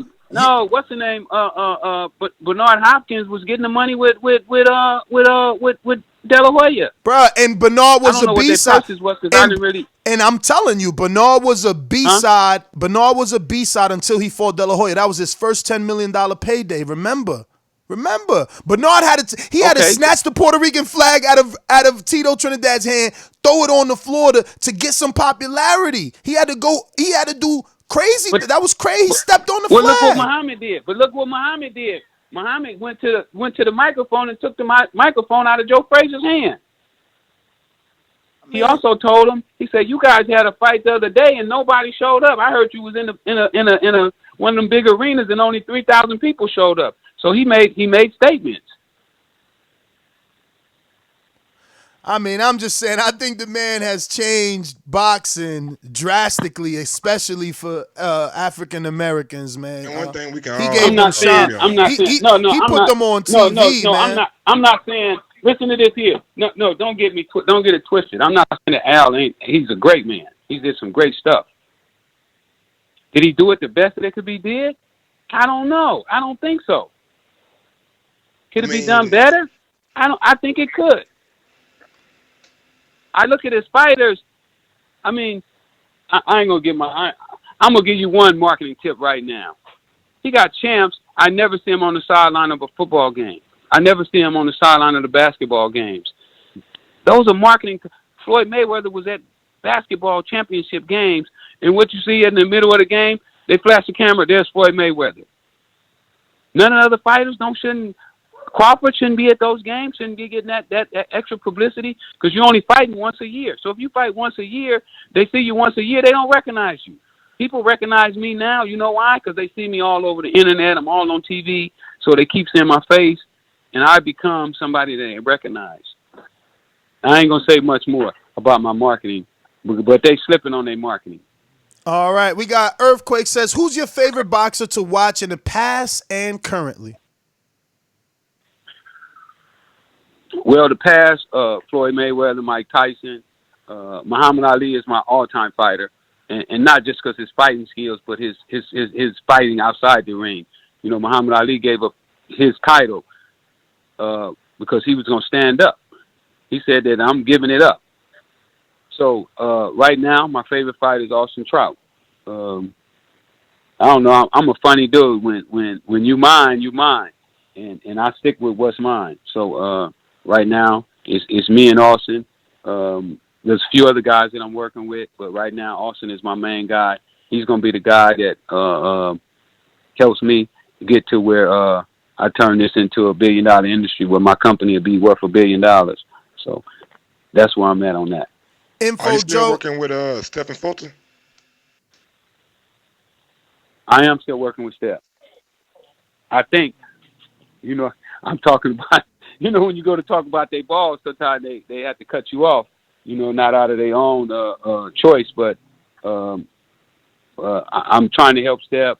I'm just waiting to see exactly what all role they want me to play. Because, y'all finna see some stuff. People gonna be like, how did this Negro do that? They thought I did something in the cocaine game. Remember, I started selling cocaine. I was 19. I went to jail when I was 28 years old. So I was still a young man, had never read a book. But now, I'm an animal. I'm an animal now. I'm working on some business things right now. Let me say this here. Don't be surprised if you don't see me being traded on Wall Street in the next few months. All right, we got a few more. They keep coming in, I'm going to be honest. So if you got to go, champ, you just go ahead and say you got to go because, time is money, I understand. We got a few more minutes. We got a few more minutes. All right, Mike. I like hollering at y'all. Y'all bring up some different topics. I keep hearing the same old thing. How much money did you make selling drugs? But this here is a different topic. I'll get them on. This is the different topics, and I'm enjoying the conversation. Thank you, brother. We appreciate that. Info Joe in California says, much respect, Freeway Rick Ross. I'm from South Central LA. I grew up not far from your stomping grounds, 120th in Vermont. Your hustle mentality is like no other. Legendary. I wish you much success on your new venture in boxing, brother. So just a message of love. There you go. We got another one coming from. Tell him I say thank him. No problem. Another one coming from D Straight, Mr. 704. Salute to you, Freeway Rick. Since you've been free, how has the transition from Robin Hood to legit legend been for you? And have some of the people you helped feed their families back then reach out to help you back now? No, what happened is what I found out is most of the guys that I did my stuff with when I got out after 20 years, they wasn't around anymore. So it was a new beginning. But it has been smooth. I had some people in my corner that helped me, and everything has been okay. Stainless in Detroit says, if TBV has their fan appreciation night in DR, are you coming? My man consistent. I love him. Who did he say? Well, we have a biannual or annual appreciation night, and we invite fight. Listen, man, you might meet Wilder because 2017 he was at ours in Las Vegas. So the point is, he was asking, "Are you coming?" We haven't even told you, but now we told you. He likes to force me every time we're interviewing fighters to ask this question when it should be like an email or something. But yes. We should be having one in the Dominican Republic sometime in May or end of June, and he is consistent with his question, Mr. Ross. That's possible. It's according to my schedule. If my schedule allows me, I wouldn't have a problem with coming over there. All right. Ruin the 504. Ruin the 504 says, I don't have a question, just giving props to the evolution you have made over your life and time, proving that everyone deserves a second chance. Well, thanks, Ru. Thank you. I appreciate that, and you're absolutely correct. You're absolutely correct. Everybody do deserve a second chance, and some of us go out and get a second chance. Literally 3 more. Mr. Sims says, I just ordered 21 keys to success after your Vlad interview. I don't have cable, so what other ways can I access Impact TV?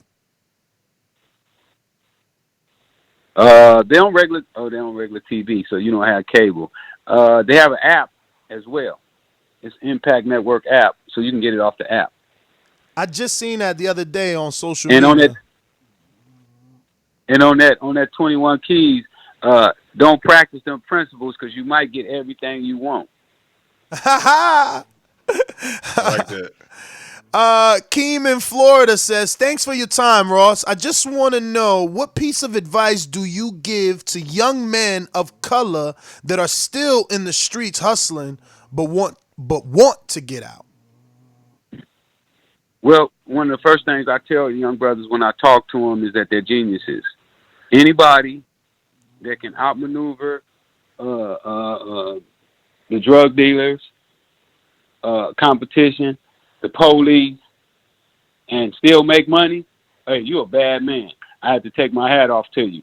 But if you take that skills and you flip it like I'm doing, you'll probably have better success than I'm having.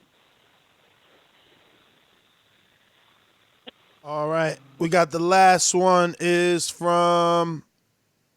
Actually, two more slid in. But all right. Israel Weber says, how did the Joe Rogan experience add to your exposure? That's why I'm familiar with your story. Thanks for coming on TBV. Well, you know, Joe Rogan blessed me, man. When I went to Joe and I did his show, I was homeless at the time. And I was hoping that Joe would have gave me a hand. What? What? And he wait. You was homeless when you did the Joe Rogan episode? I was homeless. But like living at your mom's house, you mean? Like not living on the street? No. My mom had... No, if you watch my documentary, remember they put my mom out of her house. About 8 months after I was out of prison, we lost my mom's house. She had a subprime loan, and we eventually lost it. So if you watch the documentary, we're packing everything up in the house, moving out of that house. So I was actually homeless. The guy that used to make $3 million a day was homeless. Matter of fact, it was a short time. We were losing the house even when I was riding in the car with Floyd. When me and Floyd was riding around in the $600,000 car in the Maybach, I was on the virtue of being homeless. I knew that homelessness was coming. So when I did Joe Rogan, I told Joe that I was doing bad. And if you listen to the podcast, it's probably on there. I have never listened to it. But anyway, Joe Rogan told me that I should do a T-shirt. So when I left that show, I was like, can you believe this dude? I tell him I'm doing bad, and he tell me to do a T-shirt. So I'm walking downtown one day, and this kid comes up to me, and his name is Rick, too. And he was like, man, I got a T-shirt idea for you. I heard you on the Joe Rogan show. And I was like, what? Somebody else talking about a T-shirt? And I was like, he's like, I'll do everything for you. I'll design it, I'll print it, I'll do everything. So I said, all right, I ain't got nothing to lose. I did the T-shirt. That T-shirt was The Real Rick Ross Is Not a Rapper. I did the T-shirt. I go back to Joe Rogan. I tell Joe I did the T-shirt. He puts the T-shirt on the air. And a couple days later, I got $18,000 in my PayPal account. God is good. Joe Rogan was too. I love it. Bro, I love that response. Hey, man, hey, gotta get done, man, one way or another. Bro, that was gold. That was gold. Yeah, so that was my experience. That was my experience with Joe. I would love to go back on the show now. If I get the opportunity, I would do it in a heartbeat so I could tell him how much I appreciate him giving me that game. That T-shirt is famous. They're bootlegging that T-shirt now around the world. So the Joe Rogan experience was great. Also, hey, everybody, they can follow me too at Freeway Ricky on Instagram and Facebook and Twitter. Check your boy out. You can get both my books too on my website, freewayrickyross.com. Those books are life-changing as well.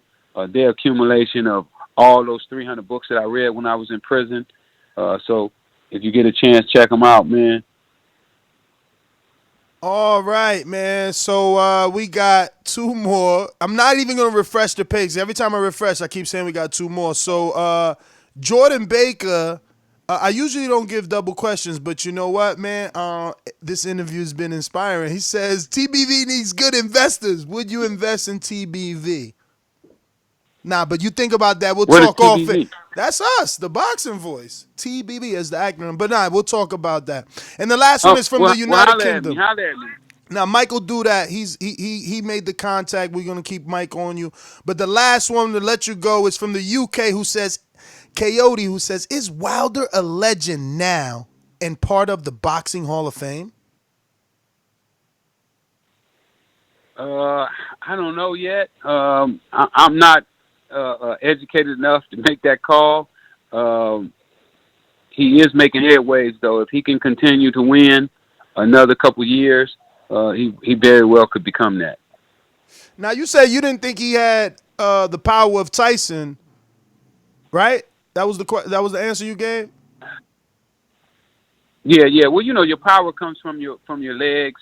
If I was working with Wilder, I would definitely get him somebody to start working on his leg strength, his torso, because when you can plant your feet solid on the concrete. I used to be a heavy weightlifter when I was in prison, and I did squats twice a week, and I could tell the difference when I had did squats. I play basketball as well, and I know that when you have been doing squats, you can plant yourself and you can lift a guy 2 or 3 times your weight. So it's very important to get your legs, and I think that if he improved his leg ability and his mobility, that he could become one of the most dominant fighters in that division. Now, isn't that what makes him a freak of nature? That, law of man says you have to have, these big legs to possess power, and he's been knocking people out with toothpick legs? People that weigh 50 pounds more than him on the average. Yeah, but if you run into somebody like a Mike Tyson, then it would be a different story. One of the things that I have a problem with is a lot of these fighters, they can't divorce themselves from their life. The reason that I'm having the type of success that I'm having is that I was able to divorce myself from the world when I got out. I didn't care about what was going on in the world. I didn't care about who was going to the Grammys or BET Award. I stayed on my grind, and I kept grinding, and I believe that these fighters have to start using that same mentality, and if they do, you're going to see a different type of fighter. Well, Mr. Ross, man, we want to thank you for your time. We truly appreciate it. It was a very insightful interview. We want to continue to get you back on, especially to follow your, journey with Impact Network. Obviously, we are the Boxing Voice, so we're truly interested in, what goes on with Austin, first and foremost. Like we told you, we have him scheduled for 10:30 tomorrow morning, and he's been a person that we've been friends with for a long, long time. So, I really want to see him get all 3 of these tune-ups and that Terrence Crawford opportunity, man. So, yeah, man, we would definitely love to get you back on as soon as you have some more boxing news for us. And thank you again for your time. I appreciate you, and remember that a man always gets not what he wants, but what he deserves. Thank you, Mr. Ross. Well, thank you, brother. There you have it, ladies and gentlemen. Freeway Ricky Ross. Salute to Mike, man. That was a special treat. I was not expecting to get that until Mike, made it possible. Very good interview. Very inspirational, man, to see a person turn it around like that, boy. That is what's up. That is what's up, man. A shirt, $18,000 with a shirt, bro. Sheesh. I ain't never made $18,000 over here selling TBV shirts for life. Whoa, what an interview. Okay, what do we got? Andre Ward says Wilder Fury are number 1 and number 2. Is it propaganda or is it plain facts? No, I'm just reiterating that to the listeners, and we going back out to the callers. So looks like we got Caesar. What up? Oh shit! Hello? Yeah, it's not Caesar. Can you hear me? Yes. Oh, what's up, TVV? It's Caesar, Hey, man, right? I just want to congratulate you guys. Yeah. Oh, okay. You acting like it ain't you. Yeah, it's me. What up, C's? Oh, man. What's good? What's good, man? How you guys doing today? All good, brother. Hey, can you hear me all right? I'm on Bluetooth. I mean, we hear you in the warehouse. Yeah, man, get off that shit, man. For real, I'm like, I don't know why people. I don't know why people try that. We tell them time and time Can again. you hear me? Do it sound good? Man, you know it don't sound good. No, bruh. but I always say no Bluetooth. I already know it don't matter which one. It don't matter. I'm telling you, I got Bose, maybe the Apple ones, the newest ones too. They have more technology than the first set of AirPods, but we'll have to try that. Caesar, you ready? Go for it. Yo. We hear you perfectly. Hey, man. See? hey, man. You in the Great room with interview, us. man. Great interview.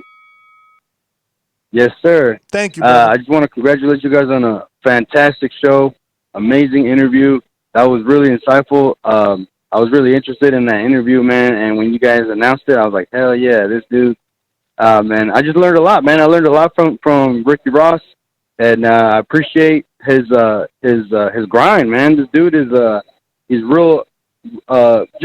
He's a motivator, man.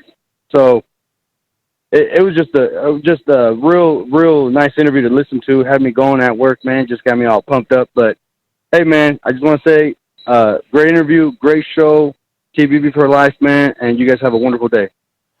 All right, brother. Well, thank you, man. So we got some super chats. Rod in the 870. The only person. Oh, actually, Scat Rant says because he lost to a 25-1 underdog. That's why he's not. That's why he can't be number one or the top, I guess, because he didn't really emphasize. And then we got Rod in 870 that says, I think Ross ended his boxing era going at Al with the laughing out loud emoji. And then Rod comes back and says, Ross is the man. Love the interview. Keep it up. So thank you, Rod in 870 and Scat Rants for appreciating the interview and sending that super chat. We're going to go out to Mastermind in the NO. Ladies and gentlemen, I'd like to introduce to you a young fella, and he comes from...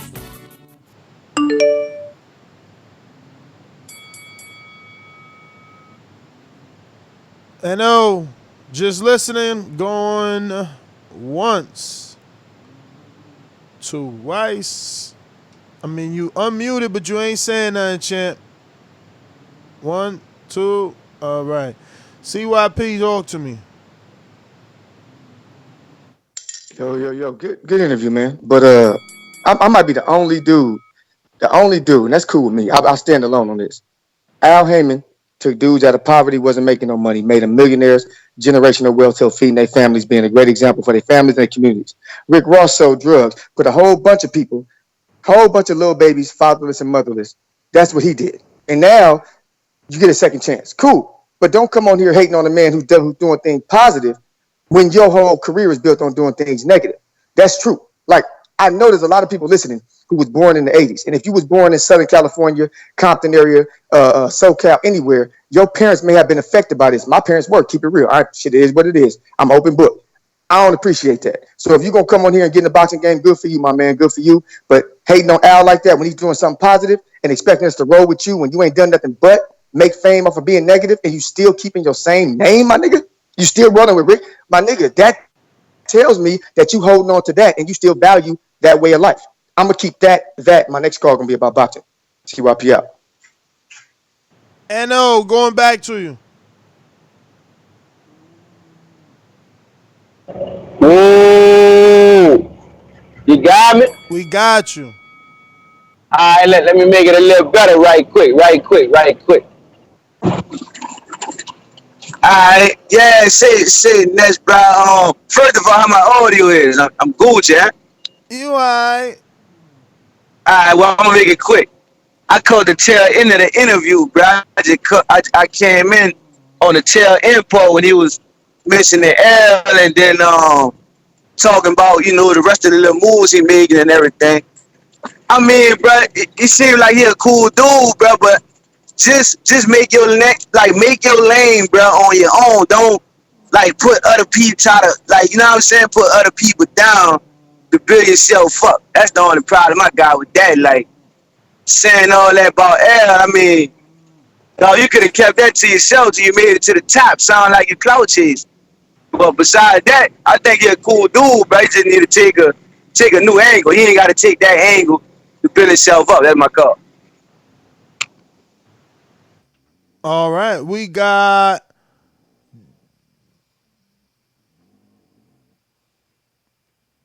we gave J Mac an intro yet? Nope. You know how these bitches is in the sport. Total disrespect.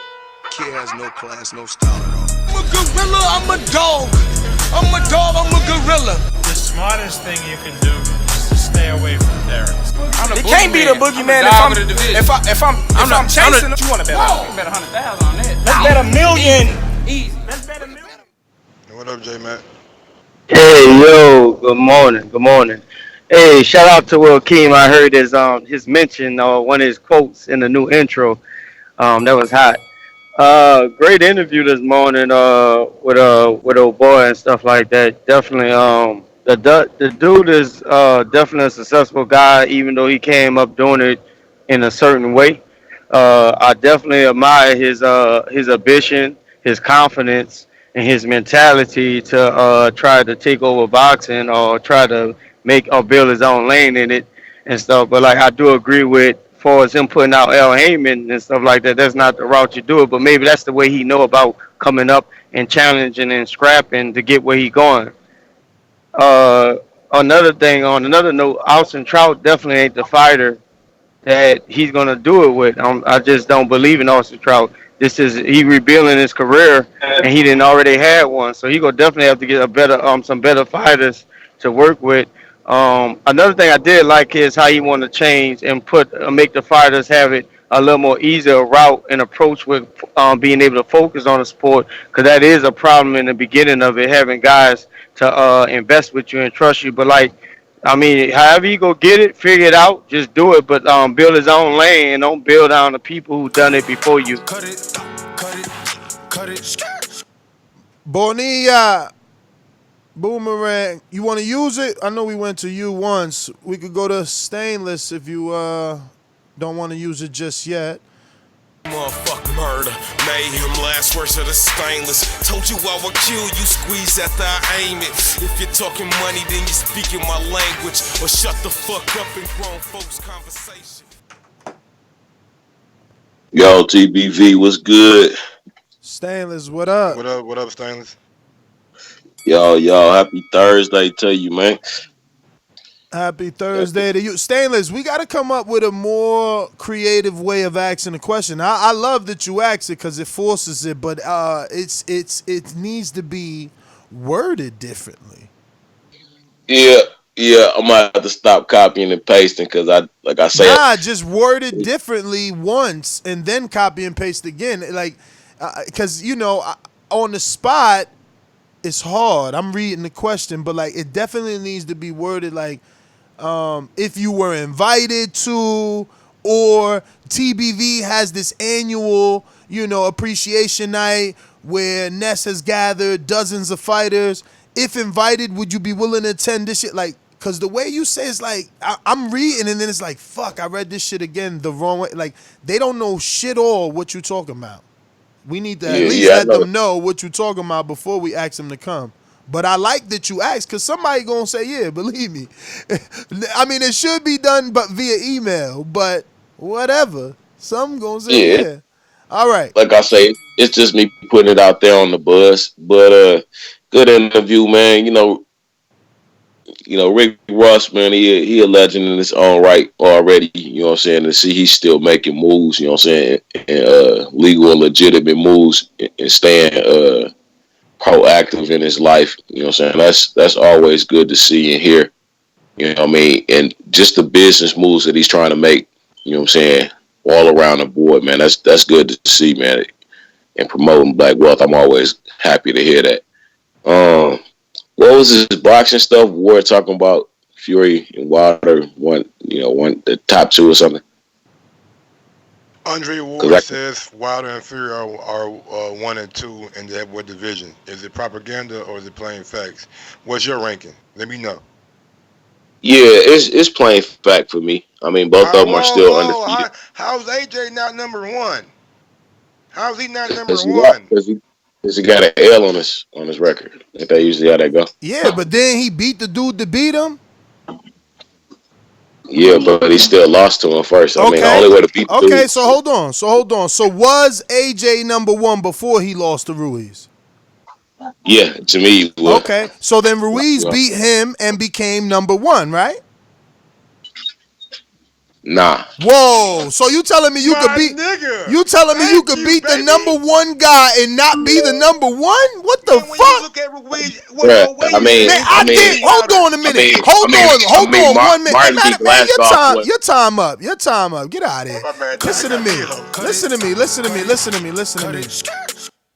I beat the man that nobody else beat. Charles Martin got slept. Povetkin got knocked out. Brazil got slept. Molina ran away. Like, stop playing, bruh. Stop playing. Y'all tripping. Like, in any other sport, if you beat the number 1, you the number 1. Not in boxing. Not in boxing. Welcome to boxing, ladies and gentlemen. Welcome to fucking boxing. These dudes out here tripping. See, that's the problem right there. So then imagine if Wilder would have really lost and this would have been a rematch. Y'all would be calling him, y'all already calling him a bum. What you gonna call him if he would have really lost? Man, what the fuck mentality is that? Y'all crazy, bruh. Y'all bugging, man. Y'all bugging. But anyway, we got a Boomerang. He upgraded. It's time to get to him. My bad. Love ya. To this day. Sing along if you know the words. Come on.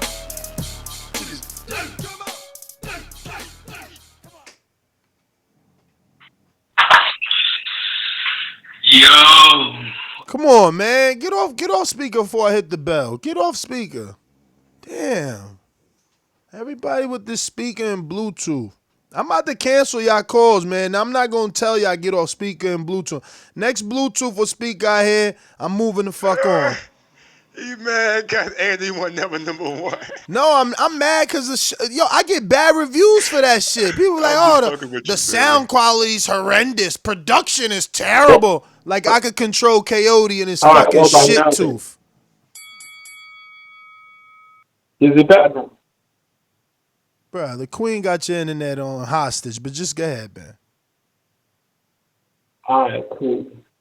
Anyways, yeah, so this whole number 1, number 2 and I'll be consistent. I've always thought that man, I don't know what the fuck you saying right now, bruh. What? I said I'll be consistent. I've always thought that they all need to fight each other to determine who's the number 1. But I think that AJ, there's an argument to be made that AJ is number 1 based on accomplishments. But it's really a matter of opinion, really. It's not something you can say for a fact. I mean, everyone has an opinion. And until they all fight each other, it's you can't really say for a fact, to be honest. So it's all down to opinions at this stage. Honestly, bro, for your next call, just go to the Bluetooth, man, because I don't know what you said, but I'm going to assume you said Andy was number 1 at least for them 6 months, right?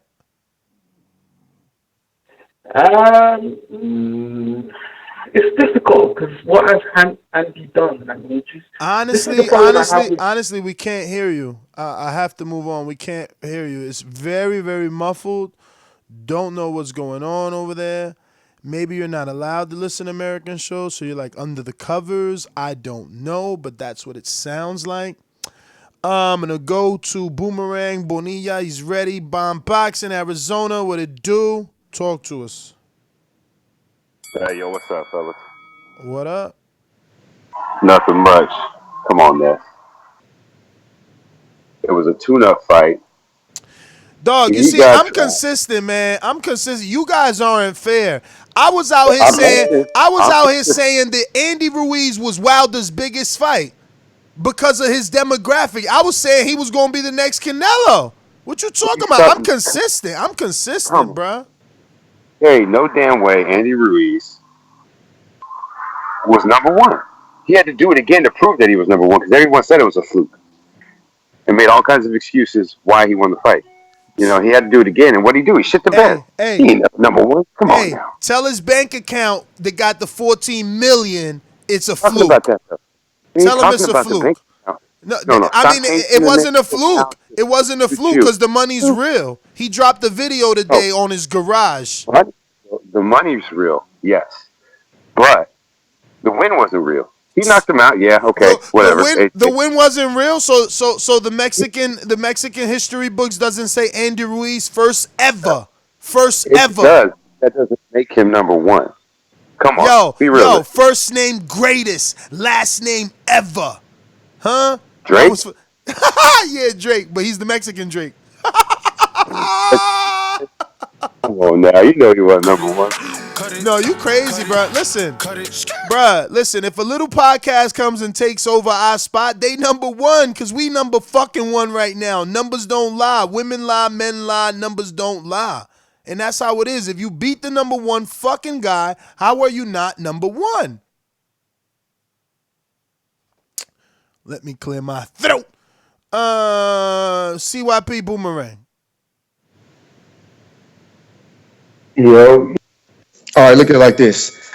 Based off accomplishments, that would mean that Manny Pacquiao is the top welterweight in the world. Not Earl Spence, not Bud Crawford. And even if Bud Crawford and Earl Spence fight, that still wouldn't give them more accomplishments at the welterweight division than Manny Pacquiao. Who's talking about accomplishments? Is this your own narrative? Because we No. I'm saying whoever said accomplishments is what make you number one. Whoever said accomplishments in a division is what makes you number one. Then that would mean that Manny Pacquiao is number one It's what at welterweight. he did. It's what he did that made him number one. Hey man, I'm not going to argue that. I ain't even trying to change your opinion, my man. You can keep that one. All right, so let me ask you this. Let me ask you this. Go ahead. If Wilder fought the same names that AJ fought, wouldn't he be number one? Yeah, but you just took Wilder away. So does somebody flip and become Wilder? Or we just disappear and Wilder becomes AJ? No, Wilder becomes. Remember, Wilder becomes AJ, and AJ becomes Wilder. Except Wilder is AJ with his power. Wilder still, he's still AJ, but with his power, he's still Wilder, but just in his route. He's got AJ's route. Is all I'm trying to say. We're not switching the men. We just switching a route. I hear what you're saying. And to be honest, if Wilder was AJ, it'll be even worse on Wilder because he's such a knockout artist. To fight a rematch like that, when you done knocked out 40 dudes in the run, and you be clowned worse than AJ. That was a fail, my man. I don't even know. He just memory fucked me. What did he even say? You said you flipped him. You made AJ Wilder.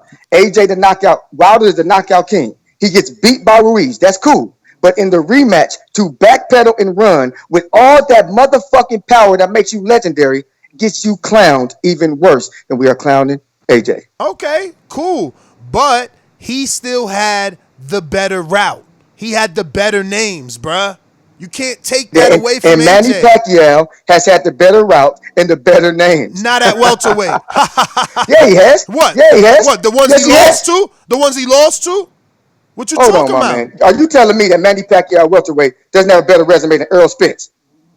Not at present day, no. Oh, okay. All right then, man. Cut it. Cut me, please. How? Cut me, please. No. Let's go. Who Manny Pacquiao just beat? Keith Thurman. Who Earl Spence just beat? Yo, why you sound so low? Get in this conversation. You're going to get in the conversation. Who Earl Spence just beat? Sean Porter. Who beat Sean Porter for his belt? Thurman. Uh-oh. Damn. And? So what are you saying? Triangle theories? That's what you're saying? If you wanna add facts, don't forget to add the fact that Keith Thurman was coming off an injury that never healed, that he never got surgery for. If you want to add these Manny Pacquiao So facts, now he never healed. Why wouldn't he say that before the fight coming up? Bruh, he said it. I'm not making it up. That's what he said. You see me go to his gym and he still have ice on him. I was the only one that got the interview after the injury. Come on, bruh. You know, after the fight, a lot of people get injured. I hear you. Make excuses then. Live in your own reality. That's cool. I don't have no issues with that. Steve in Chicago, what up? Did we go to you, Steve? Ooh. I think we went to him one time, right? No? Can you hear me? Yeah. Hello? Yeah.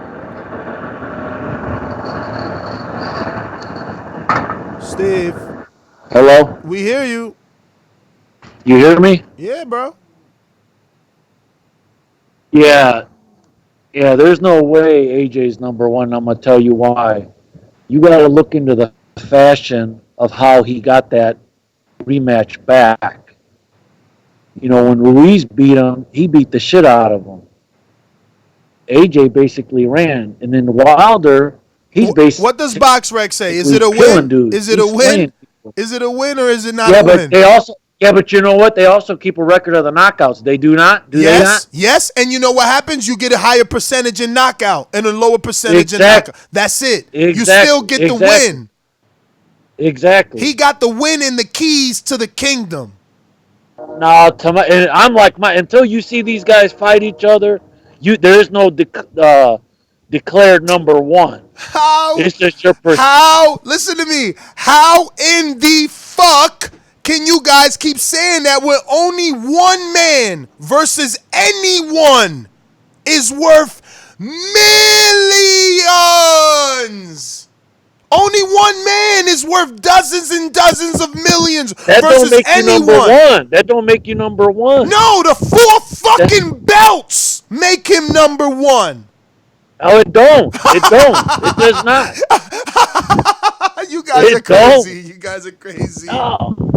Bruh, stop it. Listen, my motto has always been, my champ will beat their champ. I ain't got no problem with that.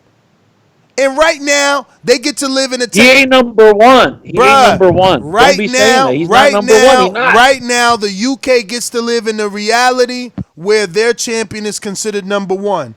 And that's exactly why their champion and their champion's promoter has made the fight so difficult, because they know what I know. But on paper, technically, he is number one, fellas. Stop it. We never heard of no fucking $65 million purses in the heavyweight division. What? Stop, man. The man got drawing power. The man got 4 belts. The man got a damn good box rec. Damn good box rec. You guys are cheating now, bro. Like we use box rec versus any other fighter, but today box rec don't count. Like I don't get it. I know he loses to my champ. That's all. Steve, I mean, that's your time, Steve. I give you hella like time, but like, yeah, man, I don't see it. I don't see what y'all talking about, man. Look, it's getting late though, so you know what time it is. Yes, you do.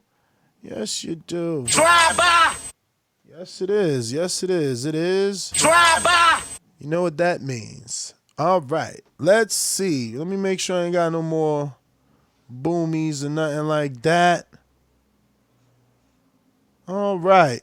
We're going to go over here to Cliff in Clifton, New Jersey. What up? Damn, speakerphone. Moving on, Cliff. I'm telling you.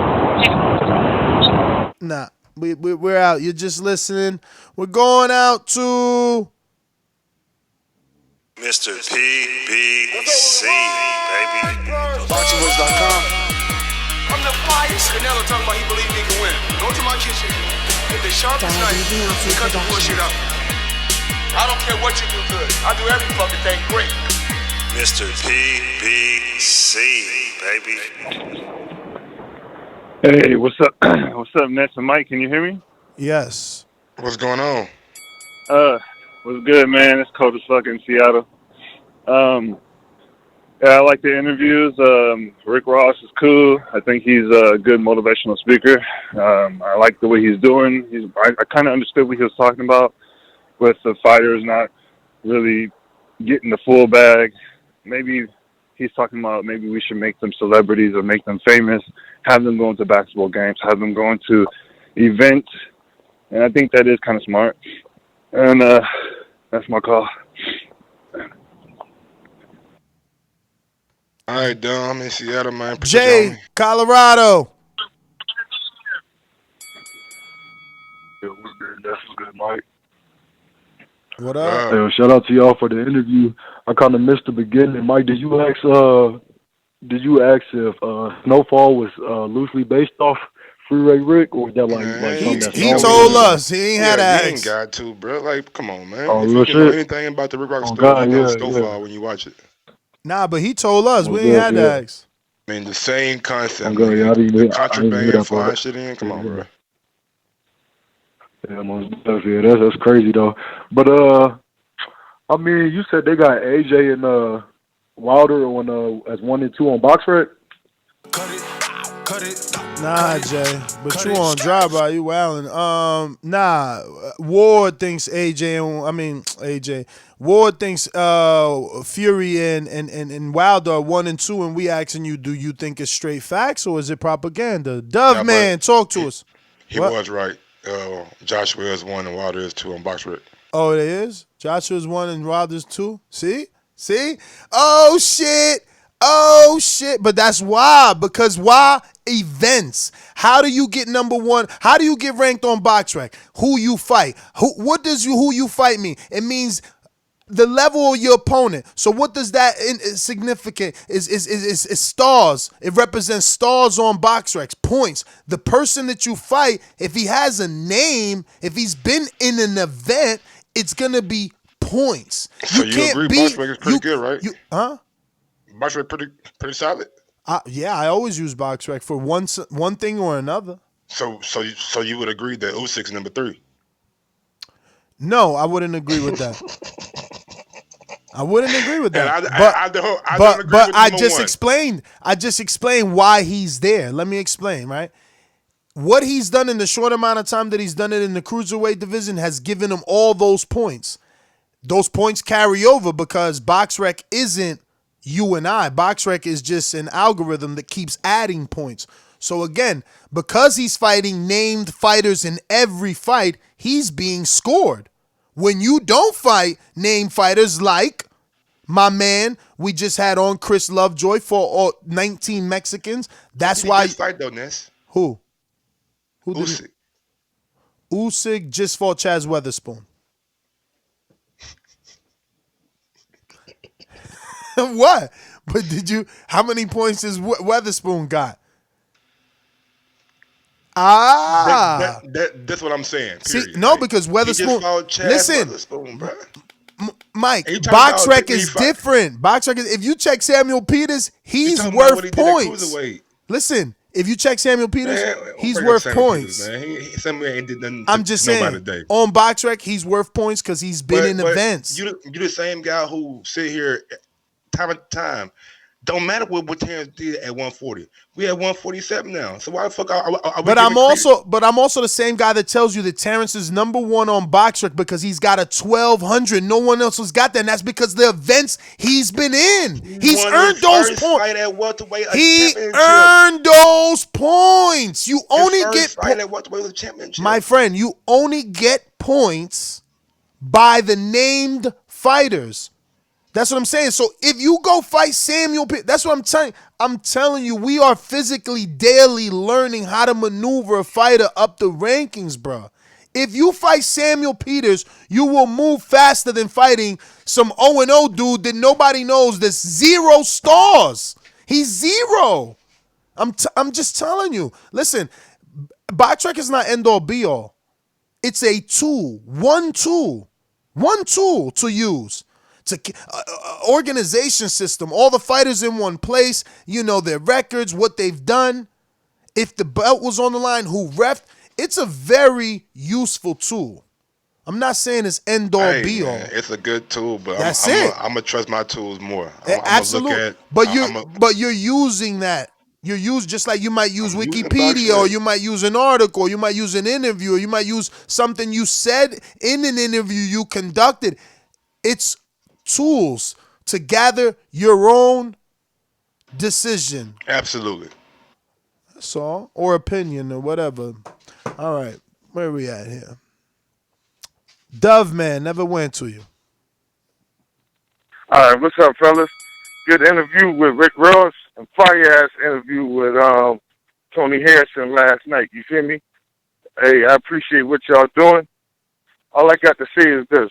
When it comes to the fights, you can have somebody that might be the perceived number one, but until they get in the ring and duke it out, you don't know what's happening. That's why we say the best got to fight the best.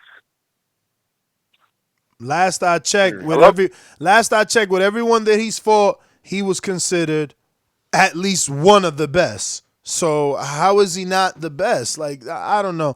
But Mike, let me ask you something. If Earl beats Crawford, is not Earl pound for pound number one? Pound for pound? Yeah, isn't Crawford considered pound for pound number one? But Earl is only in one division. And he just beat the pound for pound number one. In order to be pound for pound, bro, you got to show that you can move up in multiple divisions and have the same success that you've been having.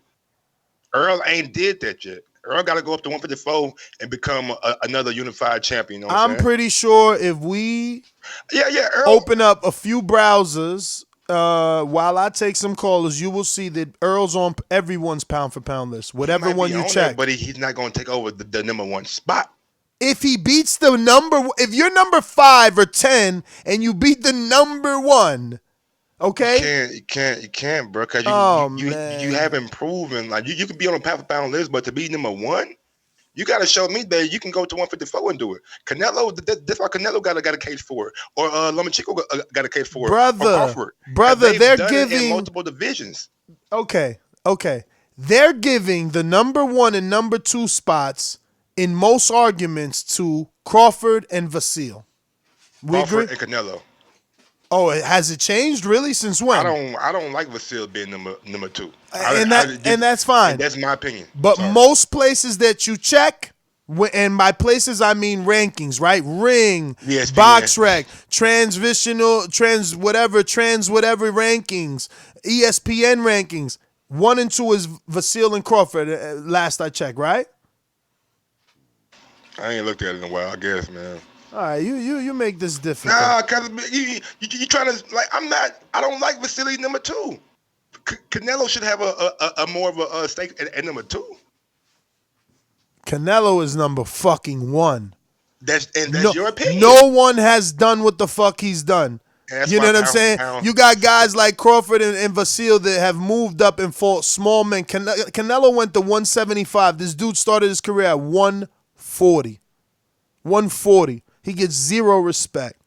But they're gonna love him like everybody when they fade to black. I bet you won 240 when you was 16, was you? Excuse me? I bet you won 240 when you was 16, was you? Nah, man. How much you weigh? 170. So you would have been a motherfucking a junior middleweight. Super middleweight. They would have made me lose the 2 pounds. At 154 and goddamn me wound up as a heavyweight by the end of your career. No, that's not how it works. Because let me explain. That's not how it works. Because when you're an athlete, you're consistently running and doing all that. So I wouldn't have gained the weight that I gained.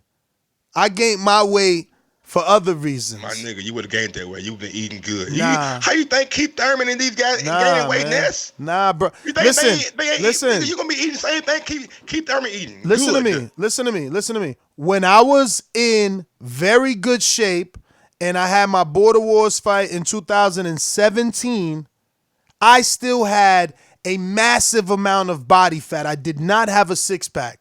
Depending if I didn't eat that day, turned completely to the fucking side while leaving my legs planted, looked up at the sun at the right angle, maybe you seen a fucking shade of a 1-pack, all right, bro? And I was 216. Listen, Europeans, all right, just Google it. They go by the European chart anyway. Like a 6'5" dude could be weighing 190 as a swimmer or in the Olympics. It's not foreign. Is it a 6'5" Dominican dude? What? Or is it a 6'5" European dude? Don't act like genetics don't matter, bro. I mean, look, I don't know. Listen, Listen, what you eating coming up, they not eating over there. All right, let me ask you this. You watch other sports. Do you only see 6'5" dudes weigh 250? When I look at basketball, a lot of them motherfucking big time sluggers. I'm sorry, baseball. A lot of them guys are like the top players, the guys who are like A-Rod and all those guys coming up. Like these guys are fucking like. How much LeBron weigh?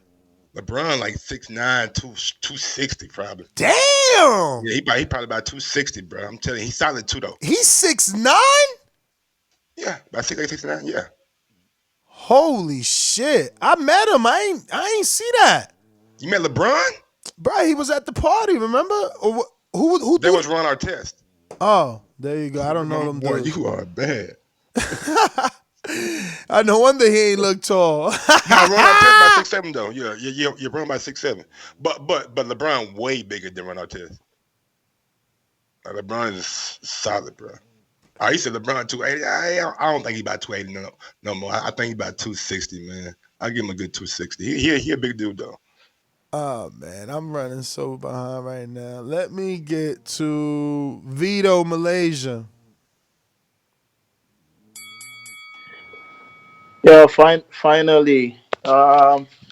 Let's get yourself a ringer if you want to go faster before than the that. drive-by because I had lots of things to say. But anyways, yeah, I was listening to the show from the beginning. I thought Ness was hit with truth serum, but immediately they brought up the PBC. That truth serum went off really fast. Yeah, Mr. CYP, you shouldn't jump on Mr. Rick. If you listen carefully, he also cut it. Yeah, man, you don't want to wait long. You gotta, get in the front of the line. You gotta be the first caller. Is the best way, right? So the show starts at 9 a.m. You call at 8:30. Just be waiting there. Or get yourself a ringer or a boomerang. This is all we can do. There's nothing really more we can do. And that's probably the best way because we rarely ever set a time limit for guests. You know what I'm saying? Yeah, tonight, we're at the mercy of guests. Yeah. Tonight we probably will because we got a lot of guests coming. Yeah, on, we're gonna get a caller in between guests. Like as we're waiting, we'll be taking one because we're gonna be at the mercy of a lot of. Damn, you're right, Rel. But look, I'm doing so much. Rel said, "Yo, am I not a ringer? You are. Apologies. We're going to you right now." Hey, listen, man, it's difficult, man. It's a lot going on over here, a lot of moving parts. Apologies, Rel, but yeah, that's how you do it, man. Hit me up. If you got my number, you better use it. No, Trev, it's cool. I know you're busy. I just want to thank Freeway Ricky Ross for the interview. It was a great interview. And real quick, I just want to touch up on the AJ topic that's going on right now. I'm going to say it like this. My first argument to the fact that he's not number one is that the WBC franchise is the first belt, which Wilder has had, which Wilder has defended 12 or 11 times. So just off that alone, all those belts he carrying came after the WBC. So let me bring you back to the first fight versus Anthony Joshua versus Ruiz.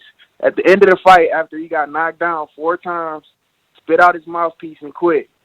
The interviewer asked him, how he felt about it. He said, "I wish it would have been Wilder." That was Anthony Joshua's words after that fight. So with that being said, he knew he wasn't in there with the top heavyweight of the division. Now, you let Andy Ruiz knock you around the ring, and then you reclaim your titles by technical decision. We should have seen your animal. Ain't no way in hell he's number one. You know it. You know he's not number one. Now, if you want to talk about sales and his pay-per-views and the amount of money he makes, he got a good promotion company. But he's not if you beat me, if you beat me in Border Wars, are you number one? Well, then Andy Right, was but that's number not the one. same. Well, then Andy was number one. That's That not is your time. I gave you more than the time because you deserved it, right? You supposed to get your full call, which I gave to you. You wasn't supposed. You shouldn't have been on drive by because you were a ringer, and I fucking skipped over you. Pardon me. But we got hella calls. This is about to be one of those days where y'all ain't gonna make the cut, man. Unfortunately, man. Don't forget That's tonight the at day. 7:00. 6:45. We will start time at 6:45 tonight. Yeah. Because we got G Russ coming on at 7:00. You know what I'm saying? I am We gonna got- give out boomerang. Whoever's a boomerang, you get your second call. I think Coyote, I gotta get to you. Where you at? But I gotta go. This is over. You know, look, y'all know the way it works. 9 a.m. Get here early. Boomerang, ringer. Get them or don't. Or, you know, because every day this year, my personal goal is to have 2 interviews every day. You know, every morning show 2 interviews. And that is going to affect the time and the flow of the show. So hopefully you enjoy the interviews as much as you enjoy the call-ins, but understand that they are one and the same and they both require time. So yeah, do say, man. Actually, wait, NL, Boomerang, I gave NL 2 calls, Mike? You my brains. Boom. Got to give my boomerangs they calls. No, I ain't get 2. That's Let me that's why we went 2. to you, champ. That's why we going to you. Alright. Yeah, man, AJ not number 1, man. Let's stop the bullshit, bro. The dude, he took an L, bro, to the underdog, to the dude that was supposed to be a tune-up, bro. And then he came back in the second fight, bro, and he flopped. So that automatically pushed him at least down to number 3, man. We're not saying he's not in the top 10 or top 5, however you want to look at it, but he's not number 1. You know what I'm saying? He got to come back and he got to beat he got to beat the winner of Fury and Wilder. That's per blame, period. And that's what it is, man. When you take an L, you drop down. Am I right or wrong? When you take a low, do you drop down? I mean, you drop down.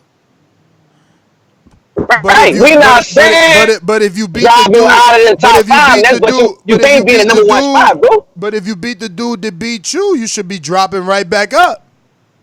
All right, I'm gonna ask you the same question. We'd have gone Wilder. We would have Wilder take an L, and then he come back and knock Fury out.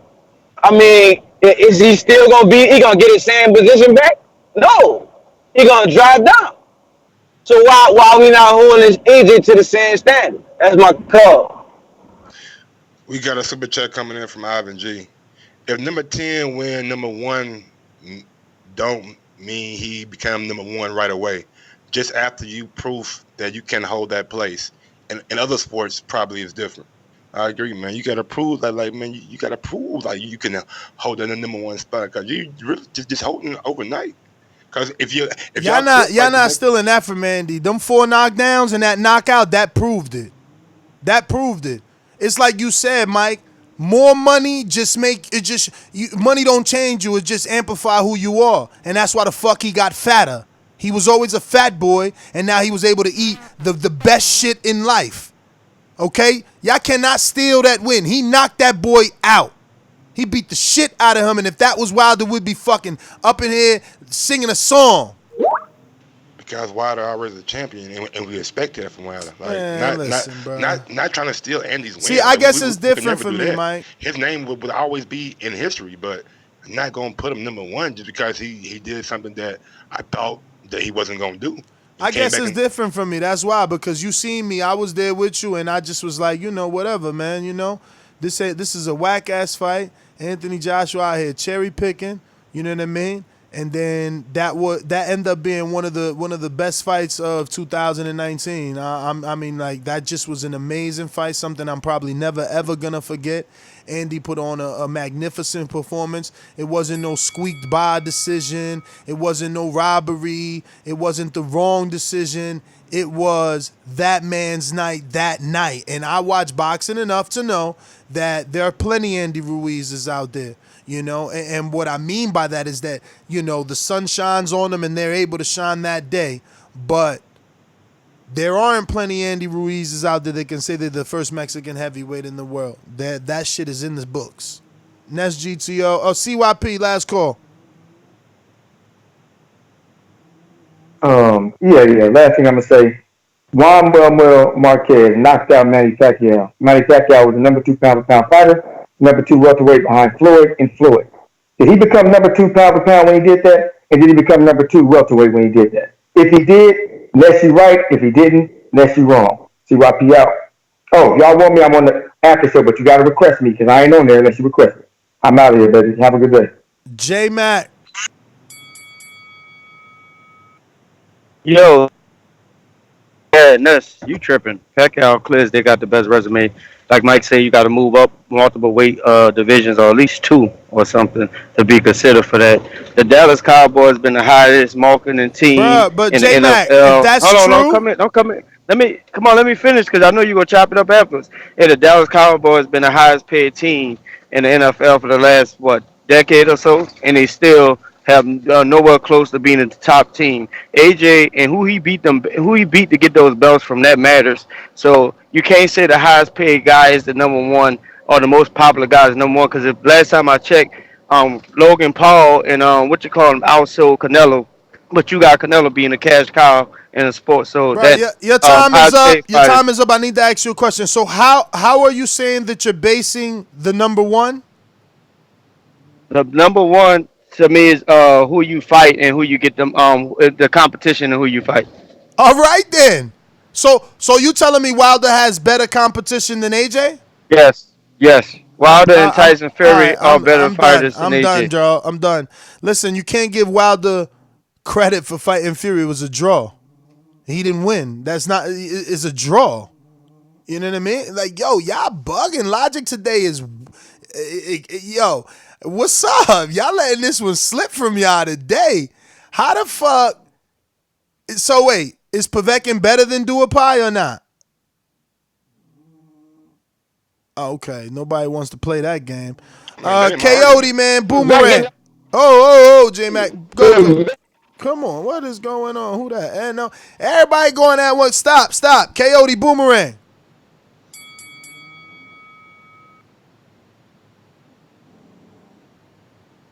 Coyote, unmute, champ. Once, twice. You bugging. I'm out. All right, next GTO, Instagram, and Twitter. Peace.